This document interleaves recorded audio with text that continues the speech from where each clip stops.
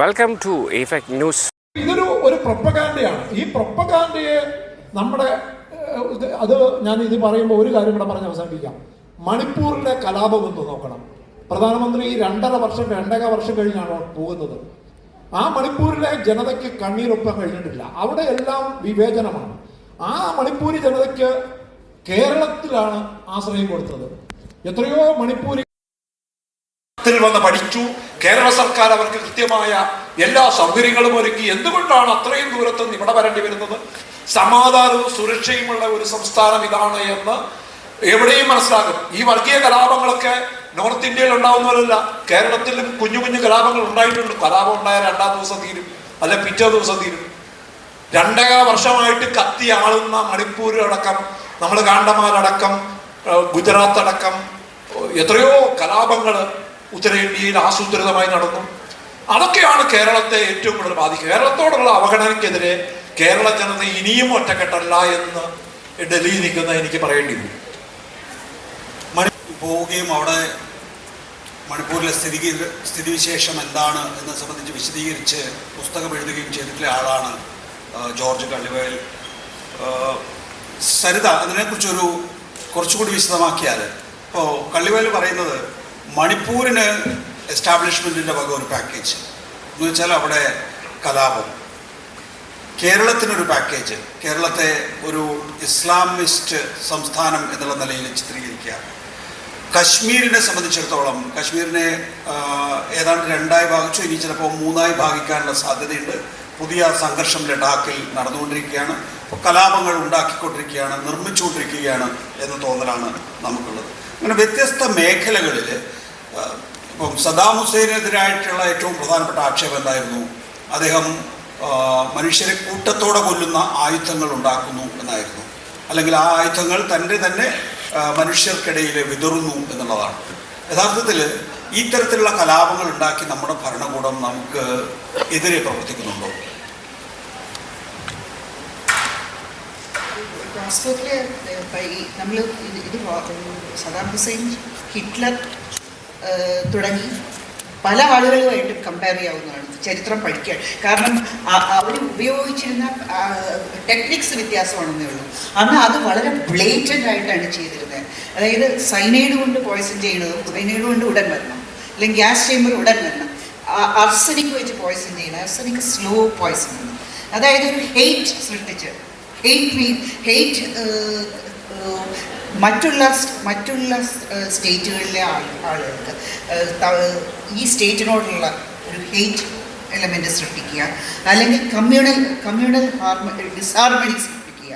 അങ്ങനെ ചെയ്ത് വളരെ പഴയ ഡിവൈഡ് ആൻഡ് റൂൾ എന്നുള്ള ടെക്നിക്കിൻ്റെ ഒരു പുതിയ കാല ആവർത്തനം, കൂടുതൽ സൊഫിസ്റ്റിക്കേറ്റഡ് മീൻസ് ഉപയോഗിച്ച്, സൈബർ സിസ്റ്റംസ് ഉപയോഗിച്ച്, ഈ വാട്സാപ്പുകൾ, ഇപ്പം നമ്മൾ നേരത്തെ കേരള സ്റ്റോറിയുടെ കാര്യം പറഞ്ഞല്ലോ, ഇതുകൊണ്ട് കൺവേർട്ടഡ് ആവുന്നത്, ഇതുകൊണ്ട് ഇതിൽ വിശ്വസിക്കുകയും, നേരത്തെ ശ്രീ രാജേന്ദ്രൻ പറഞ്ഞു പൂനെയിൽ പോയപ്പോൾ അവിടെയുള്ള ബാംഗ്ലൂർ പോയപ്പോൾ ആളുകൾ ചോദിച്ചു, ഇതിനെക്കുറിച്ച് ചോദിച്ചു. അങ്ങനെ ചോദിക്കുന്നത് കേരളത്തിലുള്ളവർ ചോദിക്കില്ല. കാരണം എന്താണെന്ന് വെച്ചാൽ ഇതൊരു എക്കോ ചേംബറാണ്. ഈ വാട്സാപ്പ് മെസ്സേജുകൾ അല്ലെങ്കിൽ ഇതിനെക്കുറിച്ചിട്ടുള്ള കേരള സ്റ്റോറി ഗംഭീരമാണ്, അല്ലെങ്കിൽ ഈ പറഞ്ഞ കാര്യങ്ങളെല്ലാം കുറിച്ചിട്ടുള്ള പ്രൊപ്പഗാൻഡ സഞ്ചരിക്കുന്നത് മുഴുവൻ ഒരേ റൂട്ടുകളിലാണ്.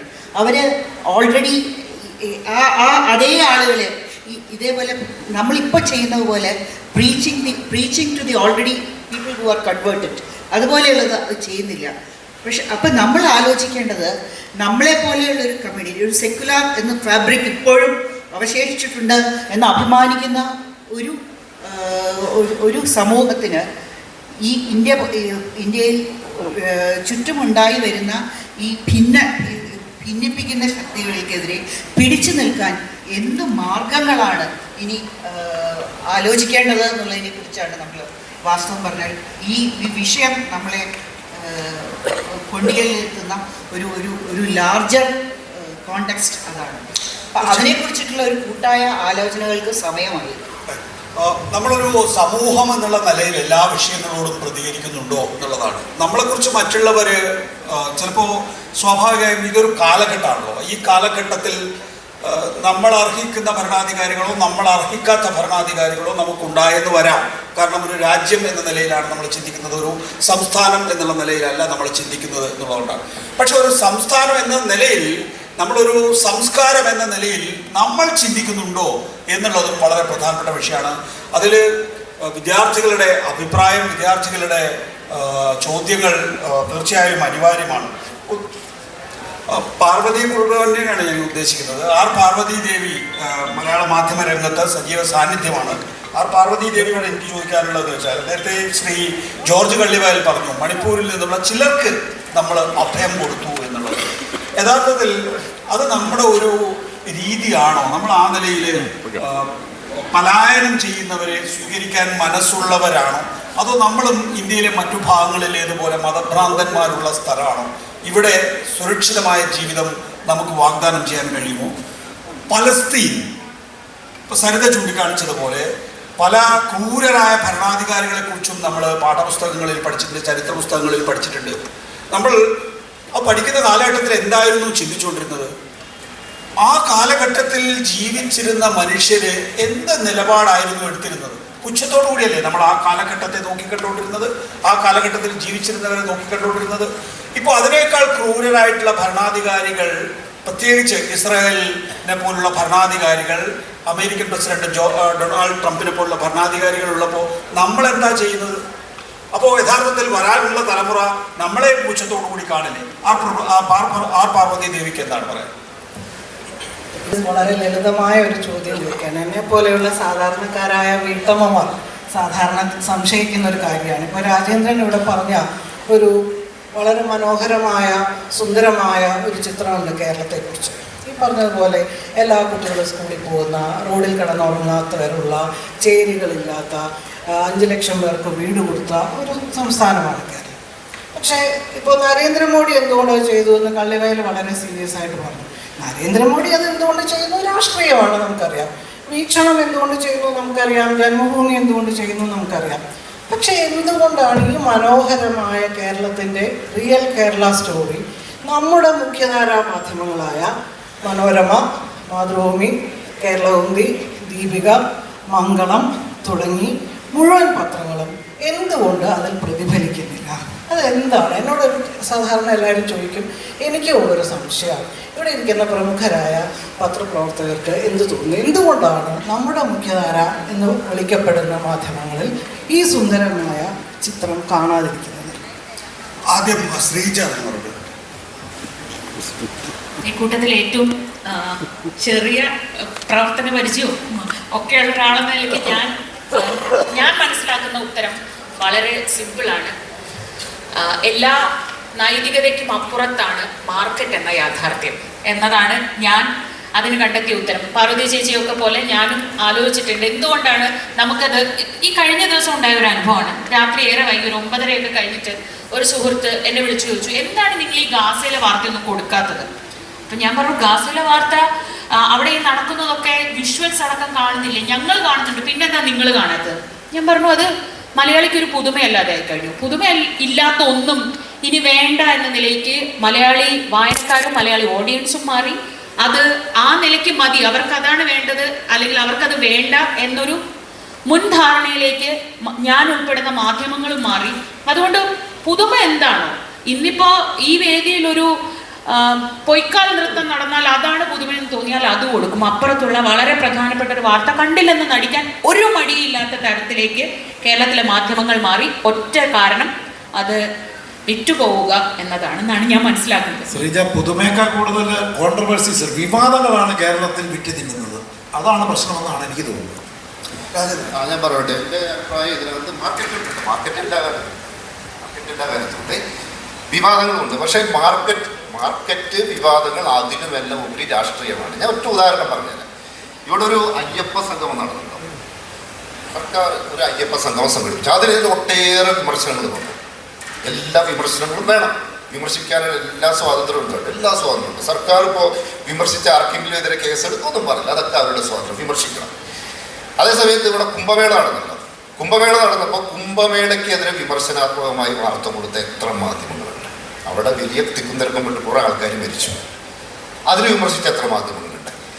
കുംഭമേളയെക്കുറിച്ച് ഏഷ്യാനെറ്റിന്റെ കവർ സ്റ്റോറിയിൽ ഒരു മാധ്യമം പറഞ്ഞ് അവരുടെ പേര് പറയുന്നത് ചെറിയൊരു വിമർശനം ഉന്നയിച്ചു. ആ സമയത്ത് ഏഷ്യാനെറ്റിന്റെ ഉടമസ്ഥനായ രാജീവ് ചന്ദ്രശേഖരൻ, നിങ്ങൾ ആലോചിക്കുക, രാജീവ് ചന്ദ്രശേഖരൻ എന്ത് ചെയ്യാം, സ്വന്തം സ്ഥാപനമാണ്, ആ മാധ്യമ പ്രവർത്തകരോട് തിരുത്താൻ ആവശ്യപ്പെടാം, അതുമല്ലെങ്കിൽ നടപടിയെടുക്കാം. ആ രാജീവ് ചന്ദ്രശേഖരൻ രണ്ടുമല്ല ചെയ്തു. രാജീവ് ചന്ദ്രശേഖരൻ ആ മാധ്യമ പ്രവർത്തകർക്കെതിരായി സോഷ്യൽ മീഡിയയിൽ പോസ്റ്റ് ഇട്ടു.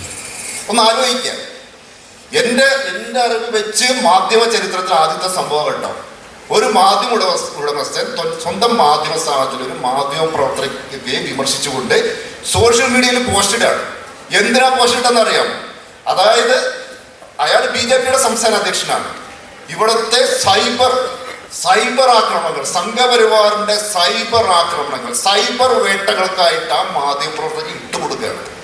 ലോക ചരിത്രത്തിൽ ഇങ്ങനെ ഒരു സംഭവം നടന്നിട്ടുണ്ടോ? ഒന്ന്, ഞാനത് പറയാനുള്ള കാര്യം എന്ന് വെച്ചാൽ ഇവിടെ ഇരിക്കുന്ന ഈ മാധ്യമ വിദ്യാർത്ഥികളായിട്ടുള്ളതിൽ ഞാൻ കാണുന്നതിൽ ഒരു പകുതിയിലധികം പെൺകുട്ടികളാണ്.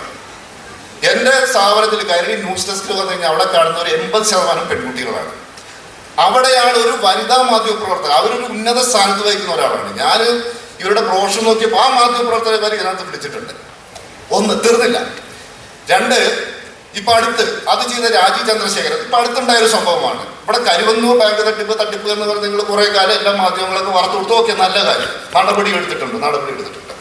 അതേപോലെ തിരുവനന്തപുരത്തിന് വലിയ ബാങ്ക് തട്ടിപ്പ് നടന്നു. കുറച്ച് ദിവസങ്ങൾക്ക് മുമ്പ് ഒരു ബാങ്കിലെ അതിന്റെ ഒരു പ്രസിഡന്റ് ആയിരുന്ന ഒരാൾ, BJPയുടെ പ്രമുഖനായ നേതാവ്, ഇവിടെ ആത്മഹത്യ ചെയ്ത സമയത്ത് റിപ്പോർട്ട് ചെയ്യാൻ പോയ മാധ്യമപ്രവർത്തകരെ കൂട്ടത്തോടു കൂടി BJPക്കാർ പ്രവർത്തിച്ചു. പല ആൾക്കാരുടെ ക്യാമറകൾ തല്ലിപ്പൊട്ടിച്ചു. ഇതിനെക്കുറിച്ച് BJPയുടെ സംസ്ഥാന അധ്യക്ഷനായ രാജീവ് ചന്ദ്രശേഖരനോട് പ്രതികരണം ആരാഞ്ഞത് കൈരളി TVയുടെ ഒരു വനിതാ റിപ്പോർട്ടറാണ്. ആ റിപ്പോർട്ടറോട് നീ സംസാരിക്കില്ല, ഞാൻ കാണിച്ചു തരാം എന്നാണ് പറഞ്ഞത്. നിങ്ങൾ ആലോചിക്കുക. ഇത് കഴിഞ്ഞു ഇന്നലെ ഇപ്പോൾ രാജീവ് ചന്ദ്രശേഖരൻ ഡൽഹി പത്രസമ്മേളനം നടത്തി. ആദ്യം കണ്ടീഷൻ എന്താ? ചോദ്യം ചോദിക്കുന്ന എല്ലാവരും തന്നെ ആദ്യം ഏതാണ് നിങ്ങളുടെ ചാനൽ എന്ന് പറയണം. കൈരളിയാണോ? ഇല്ല. ഇതാണ് ഇത് വനിതാ മാധ്യമ പ്രവർത്തകരുടെ അവസ്ഥയെ പറയുന്നത്. സുരേഷ് ഗോപി എന്നൊരാളുണ്ട്, സുരേഷ് ഗോപി കേന്ദ്രമന്ത്രിയാണ്. സുരേഷ് ഗോപി ഇപ്പൊ പത്രക്കാരെ കാണാറില്ല. സുരേഷ് ഏട്ടാ എന്ന് വിളിച്ച് പിന്നാലെ നടക്കുന്ന കുറച്ച് പത്രക്കാരെ പേഴ്സണലായിട്ട് കാണും. പത്രസമ്മേളനം നടത്താറില്ല, പത്രക്കാരെ കാണാറില്ല. പത്രക്കാരെ കാണുകയാണെങ്കിൽ തന്നെ അദ്ദേഹത്തിന് തോളത്ത് കൈയിടണം. ഒരിക്കൽ തോളത്ത് കൈകിട്ടും, അപ്പൊ മാധ്യമപ്രവർത്തകർ തട്ടിമാറ്റി വീണ്ടും തോളത്ത് കൈകിട്ടും. ഇതിനെ വേറൊരു മാധ്യമപ്രവർത്തകർ തൃശ്ശൂർ വെച്ച് ചോദ്യം ചെയ്തു. ആ മാധ്യമപ്രവർത്തകരെ സുരേഷ് ഗോപി ഭീഷണിപ്പെടുത്തി. എന്നിട്ട് പറഞ്ഞു, എന്ത്, ഇവിടെ മാറ്റി നിർത്തണം, എങ്കിൽ മാത്രമേ സംസാരിക്കുന്നു എന്ന് പറഞ്ഞു. അപ്പോൾ തൃശ്ശൂരിലെ മറ്റു പത്രക്കാരൊക്കെ കൂടിയിട്ട് ആ പെൺകുട്ടീനെ സംരക്ഷിക്കേണ്ട ആൾക്കാരാണ്, അവരെല്ലാവരും കൂടി ആ കുട്ടീനെ മാറ്റി നിർത്തി സുരേഷ് ഏട്ടൻ്റെ മുമ്പാകെ ചെന്നിട്ട് മയക്ക് പിടിച്ചു. അന്ന് ആ അപമാനത്തിനായ മാധ്യമപ്രവർത്തക ഞാൻ അറിഞ്ഞിടത്തോളം മാധ്യമപ്രവർത്തനം തന്നെ അവസാനിപ്പിച്ചു. ഇതാണ്. അതുപോലെ നമ്മുടെ K. സുരേന്ദ്രൻ, എനിക്കുണ്ടായ അനുഭവമാണ്. അത് നികേഷ് നേരിട്ട് അറിഞ്ഞിട്ടുണ്ടാവാം. പാലക്കാട് തെരഞ്ഞെടുപ്പ് ആ സമയത്ത് NN കൃഷ്ണദാസുമായി ബന്ധപ്പെട്ട് അറിയാൻ വിവാദമായ പ്രസ്താവന ഉണ്ടായി. അപ്പോൾ ഒരു ദിവസം രാവിലെ എനിക്ക് തോന്നുന്നു ബ്രേക്ക്ഫാസ്റ്റ് പത്രക്കാർക്ക് എന്ത് പ്രശ്നമുണ്ട്, പത്രക്കാരെല്ലാവരും പറഞ്ഞു കൃഷ്ണദാസിന്റെ പ്രസ്താവന വിഷയത്തിൽ ഞങ്ങൾ പ്രശ്നം വയ്ക്കില്ല എന്ന് പറഞ്ഞു. ഓക്കെ, ആ വിഷയത്തിൽ പിന്നീട് CPM അപ്പം തന്നെ പറഞ്ഞു ഇതിന്റെ പാർട്ടിയുടെ നിലപാടില്ല പറഞ്ഞു. മാത്രമല്ല NN കൃഷ്ണദാസിനെ ശാസിക്കുകയും ചെയ്തു. ഇത് കഴിഞ്ഞ് 2 ദിവസം കഴിഞ്ഞ സമയത്ത് K. സുരേന്ദ്രൻ അവിടെ പത്രക്കാരെ കണ്ടു. പത്രക്കാരോട് K. സുരേന്ദ്രൻ പറഞ്ഞു, BJPക്ക് എതിരായിട്ട് വാർത്ത കൊടുക്കുന്നവരെ ഞങ്ങൾ വീട്ടിൽ കയറി കൈകാര്യം ചെയ്യും. ഇതേ സുരേന്ദ്രൻ 2 ദിവസം കഴിഞ്ഞ് പത്രസമ്മേളനം നടത്തി. പത്രക്കാരെല്ലാവരും സുഖമായിട്ട് അദ്ദേഹത്തിന്റെ പ്രശ്നം ചോദിച്ചു. അപ്പോൾ ഇത് കഴിഞ്ഞതിന് ശേഷം ഞാനെങ്കിലും പത്രസമ്മേളനത്തോട് ചോദിച്ചു, എടാ നീ പഴയ SFIക്കാരൻ, ഞാൻ ചോദിച്ചു, എടാ നീ എന്താണ് ചെയ്യുന്നത്?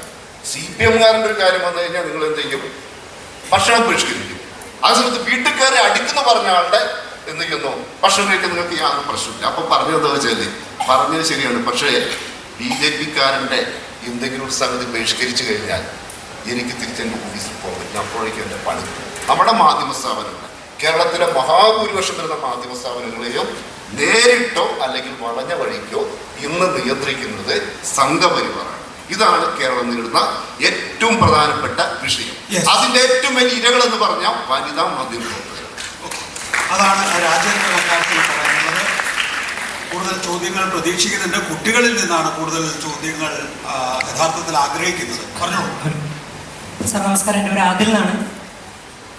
ബേസിക്കലി എനിക്ക് ചോദിക്കാനുള്ളത്, ഈ ഹിന്ദുത്വ ഇന്ത്യക്കകത്ത് അവരുടെ പവർ ഗെയിൻ ചെയ്യുന്നതിന് വേണ്ടിയിട്ട് നടത്തുന്ന ഒരു സോഷ്യൽ എഞ്ചിനീയറിംഗ് ഉണ്ട്.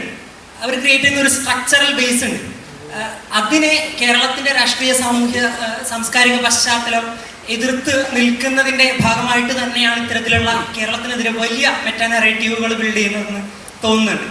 അത്തരത്തിലുള്ള മെറ്റാ നറേറ്റീവുകളുടെ ഒരു കണ്ണി മാത്രമാണ് കൈൻഡ് ഓഫ് കേരള സ്റ്റോറി പോലത്തത്. അതിന് സമാനമായിട്ടുള്ളതാണ് നമുക്കറിയാം മലപ്പുറത്തിനെതിരെ പറയുന്നത്. അതിന് സമാനമായിട്ടുള്ളതാണ് കഴിഞ്ഞ ദിവസം മുഹമ്മദ് സുബൈർ തിരുവനന്തപുരത്ത് വന്നപ്പോൾ എക്സിലൊരു സെൽഫി പോസ്റ്റ് ഇട്ടിട്ടുണ്ടായിരുന്നു.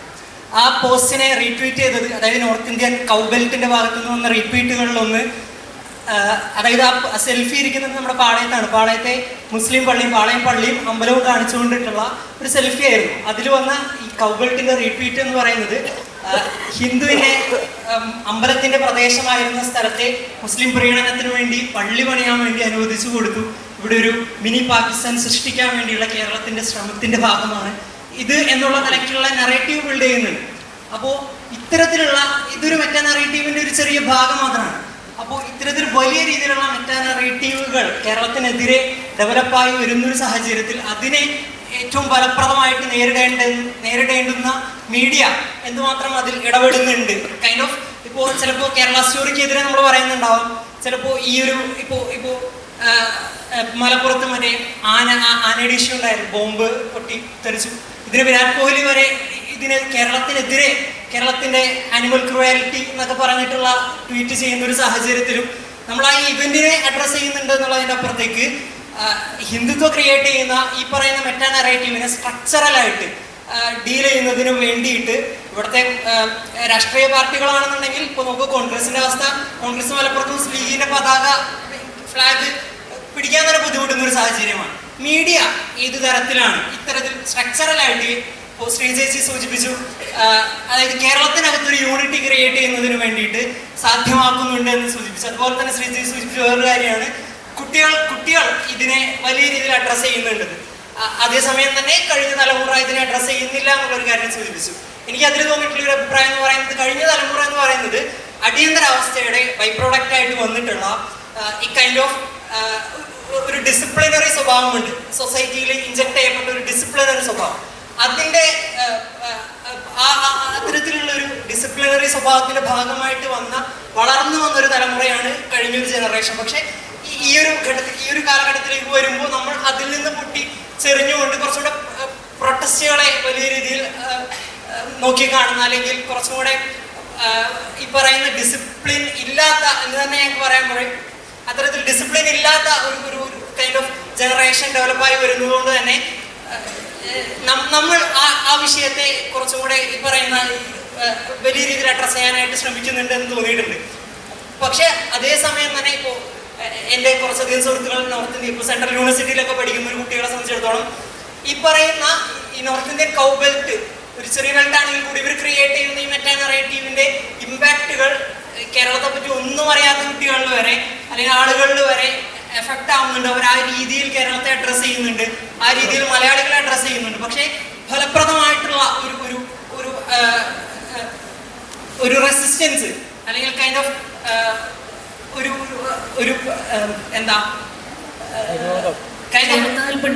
ചെറുത്തുനിൽപ്പ് അല്ലെങ്കിൽ കൈൻഡ് ഓഫ് നറേറ്റീവുകൾ കേരളത്തിന്റെ ഭാഗത്തു നിന്ന് വരുന്നില്ല എന്ന് തോന്നിയിട്ടുണ്ട്. മീഡിയക്ക് അതിലെന്ത് ചെയ്യാനായിട്ട് സാധിക്കും? എന്താണ് മോനെ പേരെന്തായിരുന്നു? അതിൽ എന്ത് ചെയ്തു?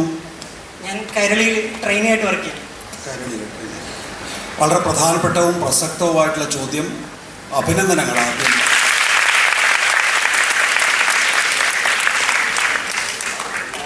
നോക്കൂ, ഇതിനകത്ത് ഞാൻ ഒരു മറുപടി പറയാൻ ആഗ്രഹിക്കുകയാണ്. നേരത്തെ പറഞ്ഞതുപോലെ തന്നെ മാധ്യമങ്ങൾ ഇതിനെതിരായി എന്ത് ചെയ്യുന്നു? ഒരു സോഷ്യൽ എഞ്ചിനീയറിങ്ങിന് വർഗീയമായ സ്വഭാവമുള്ള രാഷ്ട്രീയ പാർട്ടികൾ നടത്തുമ്പോൾ മാധ്യമങ്ങൾ എന്ത് ചെയ്യാൻ ശ്രമിക്കുന്നു എന്നുള്ള വളരെ പ്രധാനപ്പെട്ട ചോദ്യം നേരത്തെ ശ്രീമതി ആർ പാർവതി ദേവി ചോദിച്ചു കഴിഞ്ഞു. അത് വളരെ വളരെ വളരെ ഇമ്പോർട്ടൻ്റ് ആണ്. ഈ ഘട്ടത്തിൽ നമ്മൾ ചർച്ച ചെയ്യേണ്ട വിഷയമാണ്. അത് മാധ്യമങ്ങൾ സ്വയം വിമർശനാത്മകമായി കൈകാര്യം ചെയ്യേണ്ട കാര്യമാണ്.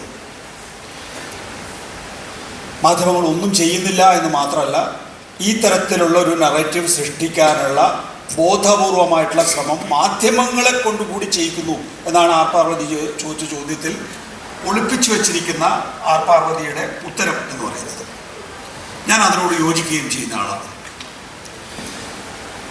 1996 ഞാൻ എൻ്റെ മാധ്യമപ്രവർത്തന ജീവിതം തുടങ്ങി. ഏഷ്യാനെറ്റ് എന്ന് പറയുന്ന ടെലിവിഷൻ ചാനൽ. ഞാനൊരു രാഷ്ട്രീയ കുടുംബത്തിൽ ജനിച്ച ആളാണ്. ഒരു രാഷ്ട്രീയ പാർട്ടിയുടെ ആഫീസ് പോലെ പ്രവർത്തിക്കുന്ന രാഷ്ട്രീയ കുടുംബത്തിൽ ജനിച്ചു വളർന്ന ഒരാളാണ്. എന്നെ സംബന്ധിച്ചിടത്തോളം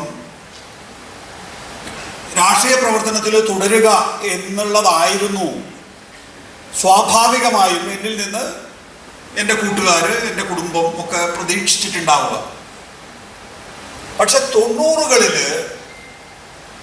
എൻ്റെ തലമുറയെ സംബന്ധിച്ചിടത്തോളം ഒരു പ്രത്യേകതയുണ്ട്. നേരത്തെ അതിൽ ചൂണ്ടിക്കാണിച്ചതുപോലെ അടിയന്തരാവസ്ഥ കഴിഞ്ഞതിന് ശേഷം ഉണർന്നു വരുന്ന ഒരു യുവതലമുറയായിരുന്നു ഞങ്ങളുടേത്. അത് അടിയന്തരാവസ്ഥയെ ഭർസിക്കുന്നതാണ്, അടിയന്തരാവസ്ഥയെ വിമർശിക്കുന്നതാണ്. അതൊരു യുവതലമുറ രാഷ്ട്രീയമായി ആ നിലയിൽ വിവേകം ഉൾക്കൊണ്ടു എന്ന് മാത്രമല്ല, ആ ഘട്ടത്തിൽ ഉയർന്നു വന്നിട്ടുള്ള മാധ്യമങ്ങൾ പോലും അടിയന്തരാവസ്ഥ ഒരു പാരാമീറ്ററായി കണ്ടു എന്നുള്ളതാണ്. അടിയന്തരാവസ്ഥയെ എതിർത്ത മാധ്യമങ്ങൾ അവർക്ക് ചിലപ്പോൾ ദൈനംദിന തെറ്റുകൾ ഉണ്ടായിട്ടുണ്ടാകാമെങ്കിലും ആ ദൈനംദിന തെറ്റുകൾ മറന്നുകൊണ്ട് അവർ ചരിത്രപരമായ ശരി ഉൾക്കൊണ്ടവരാണ് എന്നതിൻ്റെ അടിസ്ഥാനത്തിൽ ആ മാധ്യമങ്ങളെ ഞാൻ റെപ്രസെന്റ് ചെയ്തിട്ടുള്ള യുവതലമുറ ഉയർത്തിപ്പിടിച്ചു.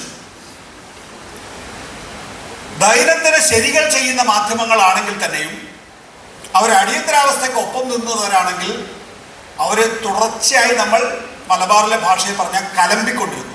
എന്ന് വെച്ച് കഴിഞ്ഞാൽ കലഹിച്ചുകൊണ്ടിരുന്നു ആ മാധ്യമങ്ങളെ എന്നാണ്. എന്നെ പോലുള്ള ആളുകൾ, വിദ്യാർത്ഥികളെ സംബന്ധിച്ചിടത്തോളം ജനാധിപത്യത്തിന് ഇനിയൊരു കേടുപാട് പറ്റില്ല. കാരണം എന്താ, അടിയന്തരാവസ്ഥ എന്ന് പറയുന്ന ഒരു തെറ്റിനെതിരായി എത്ര വേഗത്തിലാണ് അടുത്ത തലമുറ ഉണർന്നെഴുന്നേൽക്കുന്നത്. മാധ്യമലോകം അന്നുവരെ കണ്ടിട്ടില്ലാത്ത വിധത്തിൽ, അന്ന് വെറും മാധ്യമപ്രവർത്തകരാണ് മാധ്യമപ്രവർത്തന രംഗത്ത് വരുന്നതെങ്കിൽ എൻ്റെ തലമുറയോടുകൂടി മറ്റ് മേഖലകളിൽപ്പെട്ട ആളുകൾ പോലും, അതായത് സയൻസ് പഠിച്ചത്, എഞ്ചിനീയറിംഗ് പഠിച്ചവർ, അതുപോലെ നിയമം പഠിച്ചവർ, ഇവരൊക്കെ മാധ്യമരംഗത്ത് കടന്നു വന്നു തുടങ്ങിയിരുന്നു. അപ്പോൾ മാധ്യമം രംഗമാണ് യഥാർത്ഥത്തിൽ ജനാധിപത്യത്തിൻ്റെ ഏറ്റവും പ്രധാനപ്പെട്ട ആണിക്കല്ല് എന്നുള്ള നിലയിലായി 90കളുടെ തുടക്കത്തിൽ. അച്ചടി മാധ്യമങ്ങൾ വലിയ തോതിൽ പരിഷ്കരിച്ചു, പുരോഗമിച്ചു. ദൃശ്യമാധ്യമങ്ങൾ പുതിയ സംരംഭങ്ങൾ എന്നുള്ള നിലയിൽ വലിയ നിലയിൽ ഊർജം ഉൾക്കൊണ്ടു.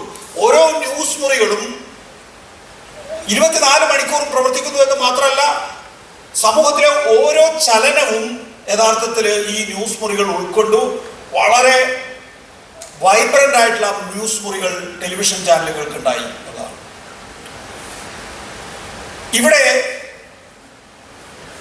ഇത് സംഭവിക്കുമ്പോൾ തന്നെ, അതായത് 90കളിൽ ഇത് സംഭവിക്കുമ്പോൾ തന്നെ സമാന്തരമായി നവോദാരവൽക്കരണം കൂടി ഉണ്ടാകുന്നുണ്ട്. ഇനി ഞാൻ ചിലപ്പോൾ ക്ലീഷേ വാക്കുകൾ പറഞ്ഞെന്ന് എനിക്കും ആരും ഉറങ്ങരുത്. കാരണം നമുക്ക് നേരത്തെ ശ്രീജ പറഞ്ഞതുപോലെ പുതിയ കാര്യങ്ങളോട് മാത്രം താല്പര്യമുള്ള ഒരു സമൂഹമായി നമ്മൾ മാറിക്കഴിഞ്ഞല്ലോ. അപ്പോൾ ഈ നവോദാരവൽക്കരണം യഥാർത്ഥത്തിൽ ചെയ്തത് എന്താണ്? ഈ ഉണർന്നു വരുന്ന സമൂഹത്തെ, ഉണർന്നു വരുന്ന മാധ്യമങ്ങളെ പരമാവധി മരവിപ്പിക്കുക എന്നുള്ളതും പിടിച്ചെടുക്കുക എന്നുള്ള ലക്ഷ്യത്തിലാണ് അവർ മുന്നോട്ട് പോയിട്ടുള്ളത് എന്നുള്ളതാണ്. അത് നമ്മൾ അപ്പോൾ അറിഞ്ഞില്ല. എങ്ങനെ അറിഞ്ഞില്ല? ഒരു തവളയുടെ കഥ പറയും. നമ്മൾ ഒരു തവളയെ ഒരു കലത്തിലിട്ട്, പച്ചവെള്ളത്തിലുള്ള കലത്തിലിട്ട് അതിനെ പതുക്കെ ചൂടാക്കിക്കൊണ്ടിരുന്നു കഴിഞ്ഞാൽ അതറിയില്ല അത് വെന്തു പോകാൻ പോവുകയാണോ എന്നുള്ളത്. അതേസമയം ചൂടുവെള്ളത്തിലുള്ള അല്ലെങ്കിൽ തിളക്കുന്ന വെള്ളത്തിലിട്ട് കഴിഞ്ഞാൽ ആ തവള ആ കലത്തിൽ നിന്ന് എങ്ങനെയെങ്കിലും അതിൻ്റെ സർവ്വശക്തി എടുത്ത് ചാടും. നമ്മൾ യഥാർത്ഥത്തിൽ ഉണ്ടായിരുന്നത് ഈ തണുത്ത വെള്ളം പതുക്കെ പതുക്കെ പതുക്കെ പതുക്കെ ചൂടാക്കുന്ന കലത്തിലായിരുന്നു ഞാനടക്കമുള്ള തവളകൾ. സംഭവിച്ചത് എന്താണ്? അധികം നീളാതെ, അതായത് 91 മുതൽ 2014 വരെയുള്ള കാലഘട്ടം നമ്മളെ നല്ല രീതിയിൽ ചൂടാക്കാനാണ് അന്നത്തെ കേന്ദ്ര ഭരണകൂടം ശ്രമിച്ചിട്ടുള്ളതെങ്കിൽ 2014 ശേഷമുള്ള ഭരണകൂടം നരേന്ദ്രമോദിയുടെ നേതൃത്വത്തിലുള്ളത് ആകുമ്പോഴേക്കും യഥാർത്ഥത്തിൽ അവർക്ക് പെട്ടെന്ന് ചൂടാക്കേണ്ടി വന്നില്ല. കാരണം ഓൾറെഡി അത് ചൂടായി കിടക്കുന്നതായിരുന്നു, തിളച്ചുകൊണ്ടിരിക്കുകയായിരുന്നു.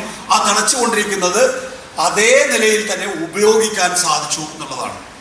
അപ്പോൾ അങ്ങനെ തിളച്ചു കൊണ്ടിരിക്കുന്ന ഒരു കലത്തിലെ കുറെ തവളകളെയാണ് യഥാർത്ഥത്തിൽ നരേന്ദ്രമോദിക്ക് കിട്ടിക്കൊണ്ടിരുന്നത്. അതാണ് അന്നത്തെ യുവസമൂഹത്തിന്, അന്നത്തെ മാധ്യമ പ്രവർത്തകർക്ക് അതിനോട് പ്രതികരിക്കാൻ കഴിയാതെ പോയത്. കാരണം ഈ പറയുന്ന മാധ്യമ സ്ഥാപനങ്ങളെല്ലാം തന്നെയും ഒരു കോർപ്പറേറ്റ് കോൺഗ്ലോമറേറ്റിന്റെ ഭാഗമായി മാറിക്കഴിഞ്ഞിരിക്കുന്നു. ഇപ്പൊ നിങ്ങളുടെ കടിഞ്ഞാണ് യഥാർത്ഥത്തിൽ കോർപ്പറേറ്റുകളുടെ കയ്യിലേക്ക് എത്തിക്കഴിഞ്ഞിരിക്കുന്നു എന്നുള്ളതാണ് മാധ്യമങ്ങളുടെ.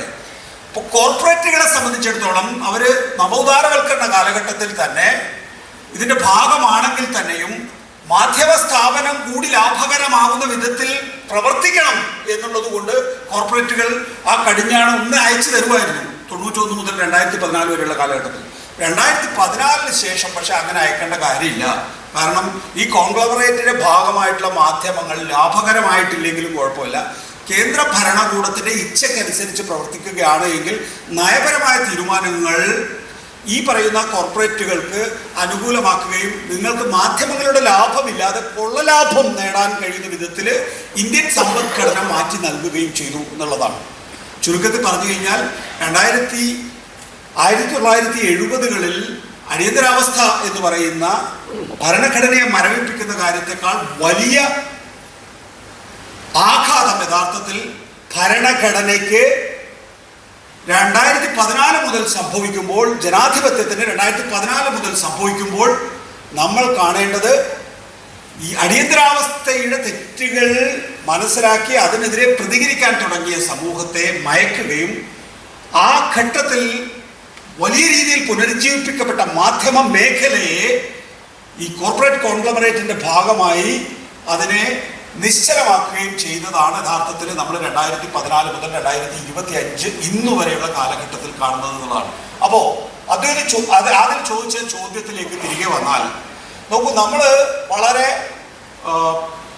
തന്ത്രപരമായി ഒരു സമൂഹം എന്നുള്ള നിലയിൽ നമ്മൾ എങ്ങനെയാണ് കീഴടക്കാൻ ഉദ്ദേശിക്കുന്നത്, ആ കീഴടക്കാൻ ഉദ്ദേശിക്കുന്നത് എന്നത് നമ്മൾ തിരിച്ചറിയാത്തത് കൊണ്ടല്ല ഈ മാധ്യമങ്ങൾ പ്രതികരിക്കാത്തത്. നമ്മളുടെ കൈകൾ ബന്ധിതമാണ് എന്നുള്ളതാണ്, മാധ്യമങ്ങളുടെ കൈകൾ ബന്ധിതമാണ് എന്നുള്ളതാണ്. ഒരു ചോദ്യം ഞാൻ തിരികെ ചോദിക്കാം. നിങ്ങൾക്ക് കേരളത്തിലെന്നല്ല ഇന്ത്യയിൽ എവിടെയെങ്കിലും ഒരു സ്വതന്ത്ര മാധ്യമ സ്ഥാപനത്തെ കാണാൻ കഴിയുമോ എന്നുള്ളതാണ്. സ്വതന്ത്ര മാധ്യമം മുൻകാലങ്ങളിൽ പ്രൊഫഷണൽ സ്ഥാപനങ്ങൾ ഒക്കെ മാധ്യമ മേഖല സ്വതന്ത്രമായി പ്രവർത്തിക്കുന്ന മാധ്യമ സ്ഥാപനം എന്ന് പറയുന്നത് ഇന്ത്യയിൽ അപൂർവങ്ങളെ ഇല്ല എന്ന് ഞാൻ പറയുന്നില്ല. ഉദാഹരണത്തിന് ദേശാഭിമാനി, കൈരളി എന്നൊക്കെ പറയുന്നത് ഒരു പാർട്ടി നടത്തുന്ന ടെലിവിഷൻ ചാനലും പത്രവുമാണ്. അപ്പോൾ സ്വാഭാവികമായിട്ടും അവർക്ക് ഏതെങ്കിലും രാഷ്ട്രീയ എതിരാളികളുടെ നിയന്ത്രണത്തിന് വശംബദ്ധരാകേണ്ട കാര്യമില്ല. ദ ഹിന്ദു എന്ന് പറയുന്നത് ഇപ്പോൾ വരെ യഥാർത്ഥത്തിൽ മാധ്യമ സ്വാതന്ത്ര്യത്തിന് പ്രാധാന്യം കൊടുക്കുന്ന ഒന്നാണ് എന്നുള്ളതാണ്. ദീപിക കേരളത്തിലെ ഒരു മതവിഭാഗത്തിന്റെ നിയന്ത്രണത്തിൽ ഉള്ള മാധ്യമ സ്ഥാപനമാണ് ഉള്ളത്. അപ്പോൾ ശ്രീജ പ്രവർത്തിക്കുന്ന ന്യൂസ് 18, ഇപ്പൊ ന്യൂസ് 18 അല്ലേ, ന്യൂസ് 18 റിലയൻസിന്റെ മാധ്യമം.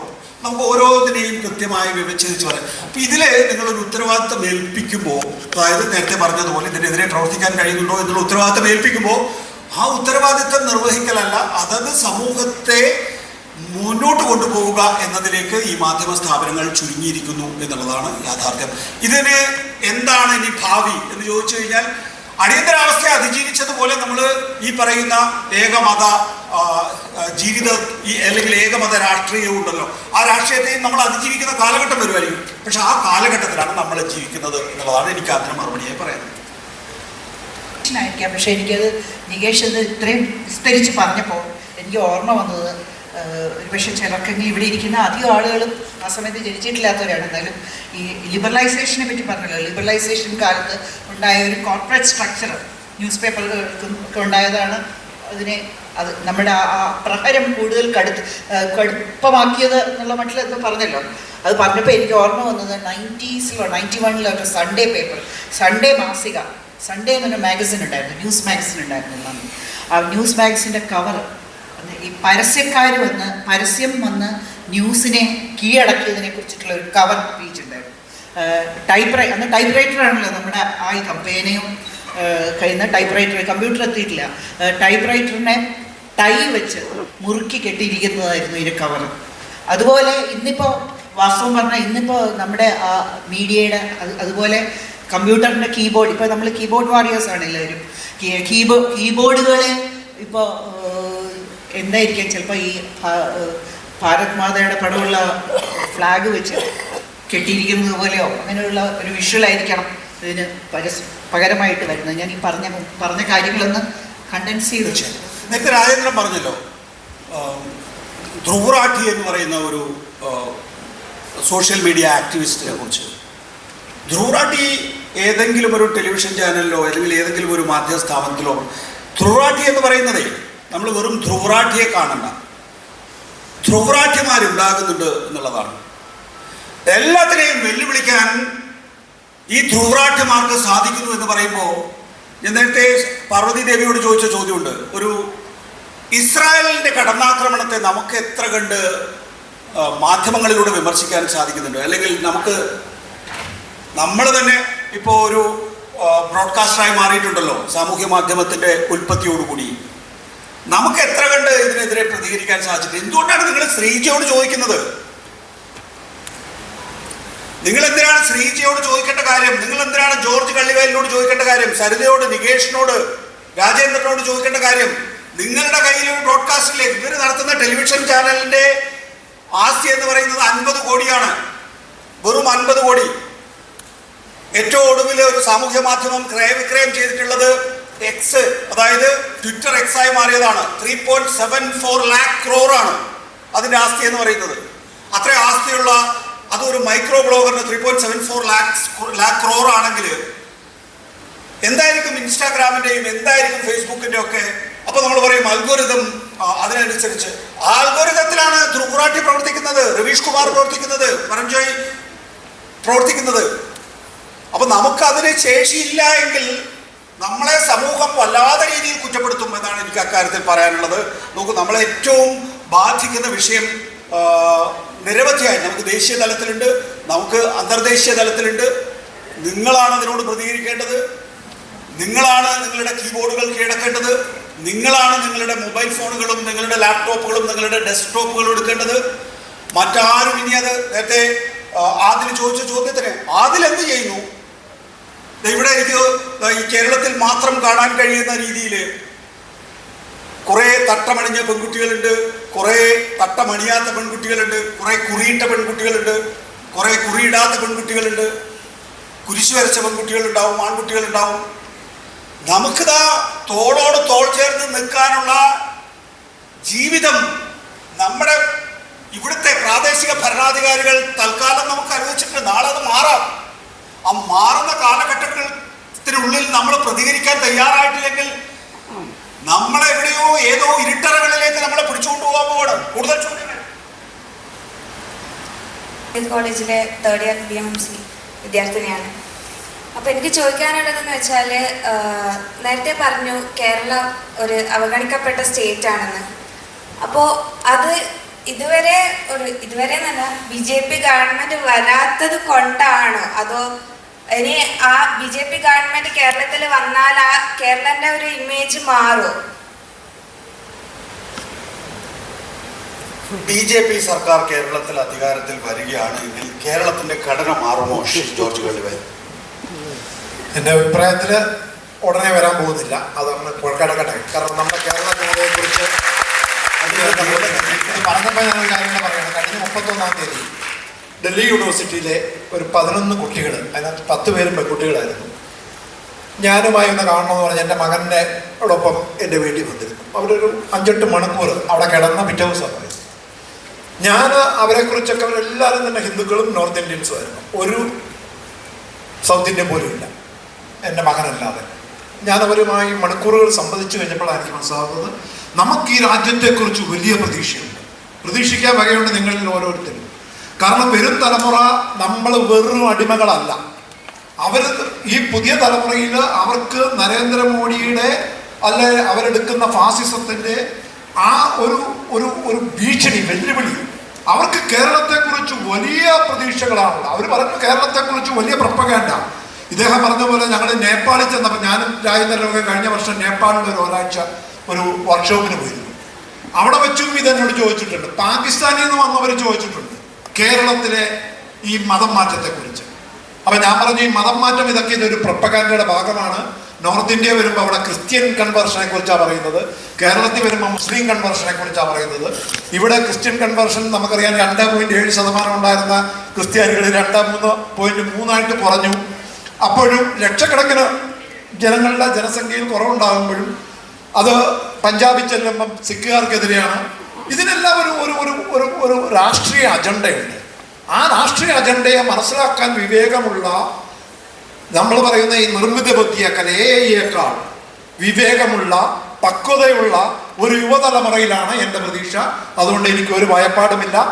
ഒരുപക്ഷെ നമ്മുടെ ഈ കേരളം പലതിനും മാതൃകയാണെന്ന് ഞാൻ പറഞ്ഞു. ഇപ്പോൾ ഈ ഒരു ഒറ്റ സെമിനാർ ഞാൻ നികേഷുമായിട്ട് അമേരിക്കയിൽ അടക്കം മാധ്യമ സമ്മേളനങ്ങൾക്ക് പോയിട്ടുണ്ട്. ഞാൻ ഒരു 19ഓളം രാജ്യങ്ങളിൽ പോയിട്ടുണ്ട്. പക്ഷേ ഒരു കാര്യം ഉറപ്പിച്ച് പറയാം, ഇന്ത്യയിൽ ഒരിടത്തോ ലോകത്തൊരിടത്തോ ഈ സ്കെയിലുള്ള ഒരു മാധ്യമ ഫെസ്റ്റിവൽ, ഒരു ഉത്സവം ഉണ്ടായിട്ടില്ല. അതാണ് കേരളം. അതിന് ഞാൻ RS ബാബുവിനെ പ്രത്യേകം അഭിനന്ദിക്കുകയാണ്. അതിന് ബുർക്കിന ഫാസയിൽ മുതൽ നമുക്കറിയാം കരൺ താപ്പറും രാജീവ് സർദേശായും അടക്കമുള്ളവർ ഇവിടെ എത്തി. അവരതിനെ വിലമതിക്കുന്നത് എന്തുകൊണ്ടാണ്? കേരളം മറ്റൊന്നാണ്. ആ കേരളവും മലയാളി എന്ന് പറയുന്നതിൽ എവിടെ ചെന്നാൽ അഭിമാനിക്കുന്ന ആളുകളാണ് നമ്മളെല്ലാം. അതുകൊണ്ട് കേരളത്തെക്കുറിച്ച് കൂടുതൽ ദൃഢമായ ആത്മവിശ്വാസമാണ് എനിക്കുള്ളത്.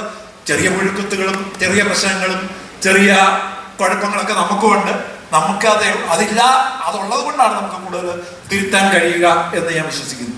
ഒരു കാര്യം കൂടി അതിനോടൊപ്പം കൂട്ടിച്ചേർക്കട്ടെ. ഇപ്പോൾ കേരള പ്രസ് അക്കാദമിയെയും RS ബാബുവിനെയും ശ്രീ ജോർജ് കള്ളിവേൽ അഭിനന്ദിച്ചല്ലോ. അപ്പോൾ കുട്ടികൾക്ക് ചിലപ്പോൾ ഒരു തോന്നലുണ്ടാവുമായിരിക്കും, ഇതിനകത്ത് ഇപ്പോൾ കരൺ താപ്പറുണ്ട്, രാജീവ് സർദേശായി ഉണ്ട്, രവീഷ് ഉണ്ട്, അതുപോലെ തന്നെ മറിയം ഔട്ട്റൊക്കെ ഉണ്ട്. ഇവർക്കൊക്കെ ഇന്ത്യയിൽ പല ഭാഗങ്ങളിൽ ഇങ്ങനെ സ്വീകരണങ്ങളും പുരസ്കാരങ്ങളും ഒക്കെ ഏറ്റുവാങ്ങിയിട്ട് അവസാനം കിതച്ച് ആയിരിക്കും കേരളത്തിലേക്ക് വരുന്നത്. കാരണം കേരളം ഇന്ത്യ സംസ്ഥാനത്താണല്ലോ. നോക്കൂ, ഇവരൊക്കെ ആദ്യമായി ചിലപ്പോൾ ഇന്ത്യയിൽ ഈ സമീപകാലത്ത് പുരസ്കാരം ഏറ്റുവാങ്ങുന്നുണ്ടാവുക ഈ കേരളത്തിൽ നിന്നാണ്, അല്ലെങ്കിൽ നമ്മുടെ പ്രസ് അക്കാദമിയിൽ നിന്നാണ്. അതിനപ്പുറത്തേക്ക് ഇവർ പോയി കഴിഞ്ഞു കഴിഞ്ഞാൽ ഇവർ പറയുന്നത്, ഇവരെയൊക്കെ വിളിക്കുന്ന പേരുകൾ എനിക്കിവിടെ ചർച്ചയിൽ പറയാൻ കഴിയില്ല. കരൺ താപ്പറിനെ പോലെ, രാജീവിനെ പോലെ, അല്ലെങ്കിൽ രവീഷിനെ പോലുള്ള ജേർണലിസ്റ്റുകളെ എത്ര മോശമായിട്ടാണെന്നറിയാമോ നമ്മുടെ സമൂഹം കൈകാര്യം ചെയ്തത്. അവിടെയാണ് നേരത്തെ ജോർജ് ചൂണ്ടിക്കാണിച്ചതുപോലെ തന്നെ പ്രസ് അക്കാദമിയുടെയും RS ബാബുവിൻ്റെ നേതൃത്വത്തെയും സംബന്ധിച്ച് നമ്മളൊരു അഭിമാനപൂർവ്വം ഓർക്കുന്നത്. അടുത്ത ചോദ്യം. ചോദിക്കാനുള്ള ചോദ്യത്തിൻ്റെ ഉത്തരം കേരള സ്റ്റോറി എന്നതിനെ ബേസ് തന്നെയാണ്. ഭാവിയിലേക്ക് നോക്കിയാണ് ഞാൻ ഒരു ചോദ്യം ചോദിക്കാൻ ആഗ്രഹിക്കുന്നത്. ലിങ്ക്ഡിൻ്റെ അടുത്തിടെ പുറത്തു വന്ന പ്രൊഫൈൽ കണക്കുകൾ പ്രകാരം റിവേഴ്സ് മൈഗ്രേഷൻ, എതിർപലായനം നടന്നുകൊണ്ടിരിക്കുകയാണ്. പലായനത്തെക്കുറിച്ച് വലിയ വാർത്ത കൊടുത്ത മാധ്യമങ്ങളൊന്നും ഇതിനെപ്പറ്റി അധികം പറഞ്ഞ് ഞാൻ കേട്ടിട്ടില്ല. അപ്പോൾ ഒരുപാട് വലിയ കമ്പനികളിൽ ഉയർന്ന സ്ഥാനങ്ങളിൽ ജോലി ചെയ്തുകൊണ്ടിരുന്ന ആളുകൾ കേരളത്തിലേക്ക് തിരിച്ചു വരികയാണെന്നാണ് കണക്കുകൾ പ്രകാരം പറയുന്നത്. അപ്പോൾ ഇവരെ സ്വീകരിക്കാൻ കേരളത്തിന്റെ വിവിധ ഭാഗങ്ങളിൽ അല്ലെങ്കിൽ വിവിധ മേഖലകളിൽ നമ്മളിപ്പോൾ ചട്ടഭേദഗതി അടക്കമുള്ള സംഭവങ്ങൾ സർക്കാർ ചെയ്യുന്നുണ്ട്. അതൊക്കെ സ്വാഗതാർഹമായ കാര്യമാണ്. കഴിഞ്ഞ ദിവസം നോർക്കയുടെ ഒരു ബിസിനസ് മീറ്റ് നടക്കുകയുണ്ടായി. ഭാവി കേരളത്തെക്കുറിച്ച് വലിയ ആശങ്കയോടുകൂടിയാണ് ആ മീറ്റപ്പിൽ ചർച്ചകൾ നടന്നത്.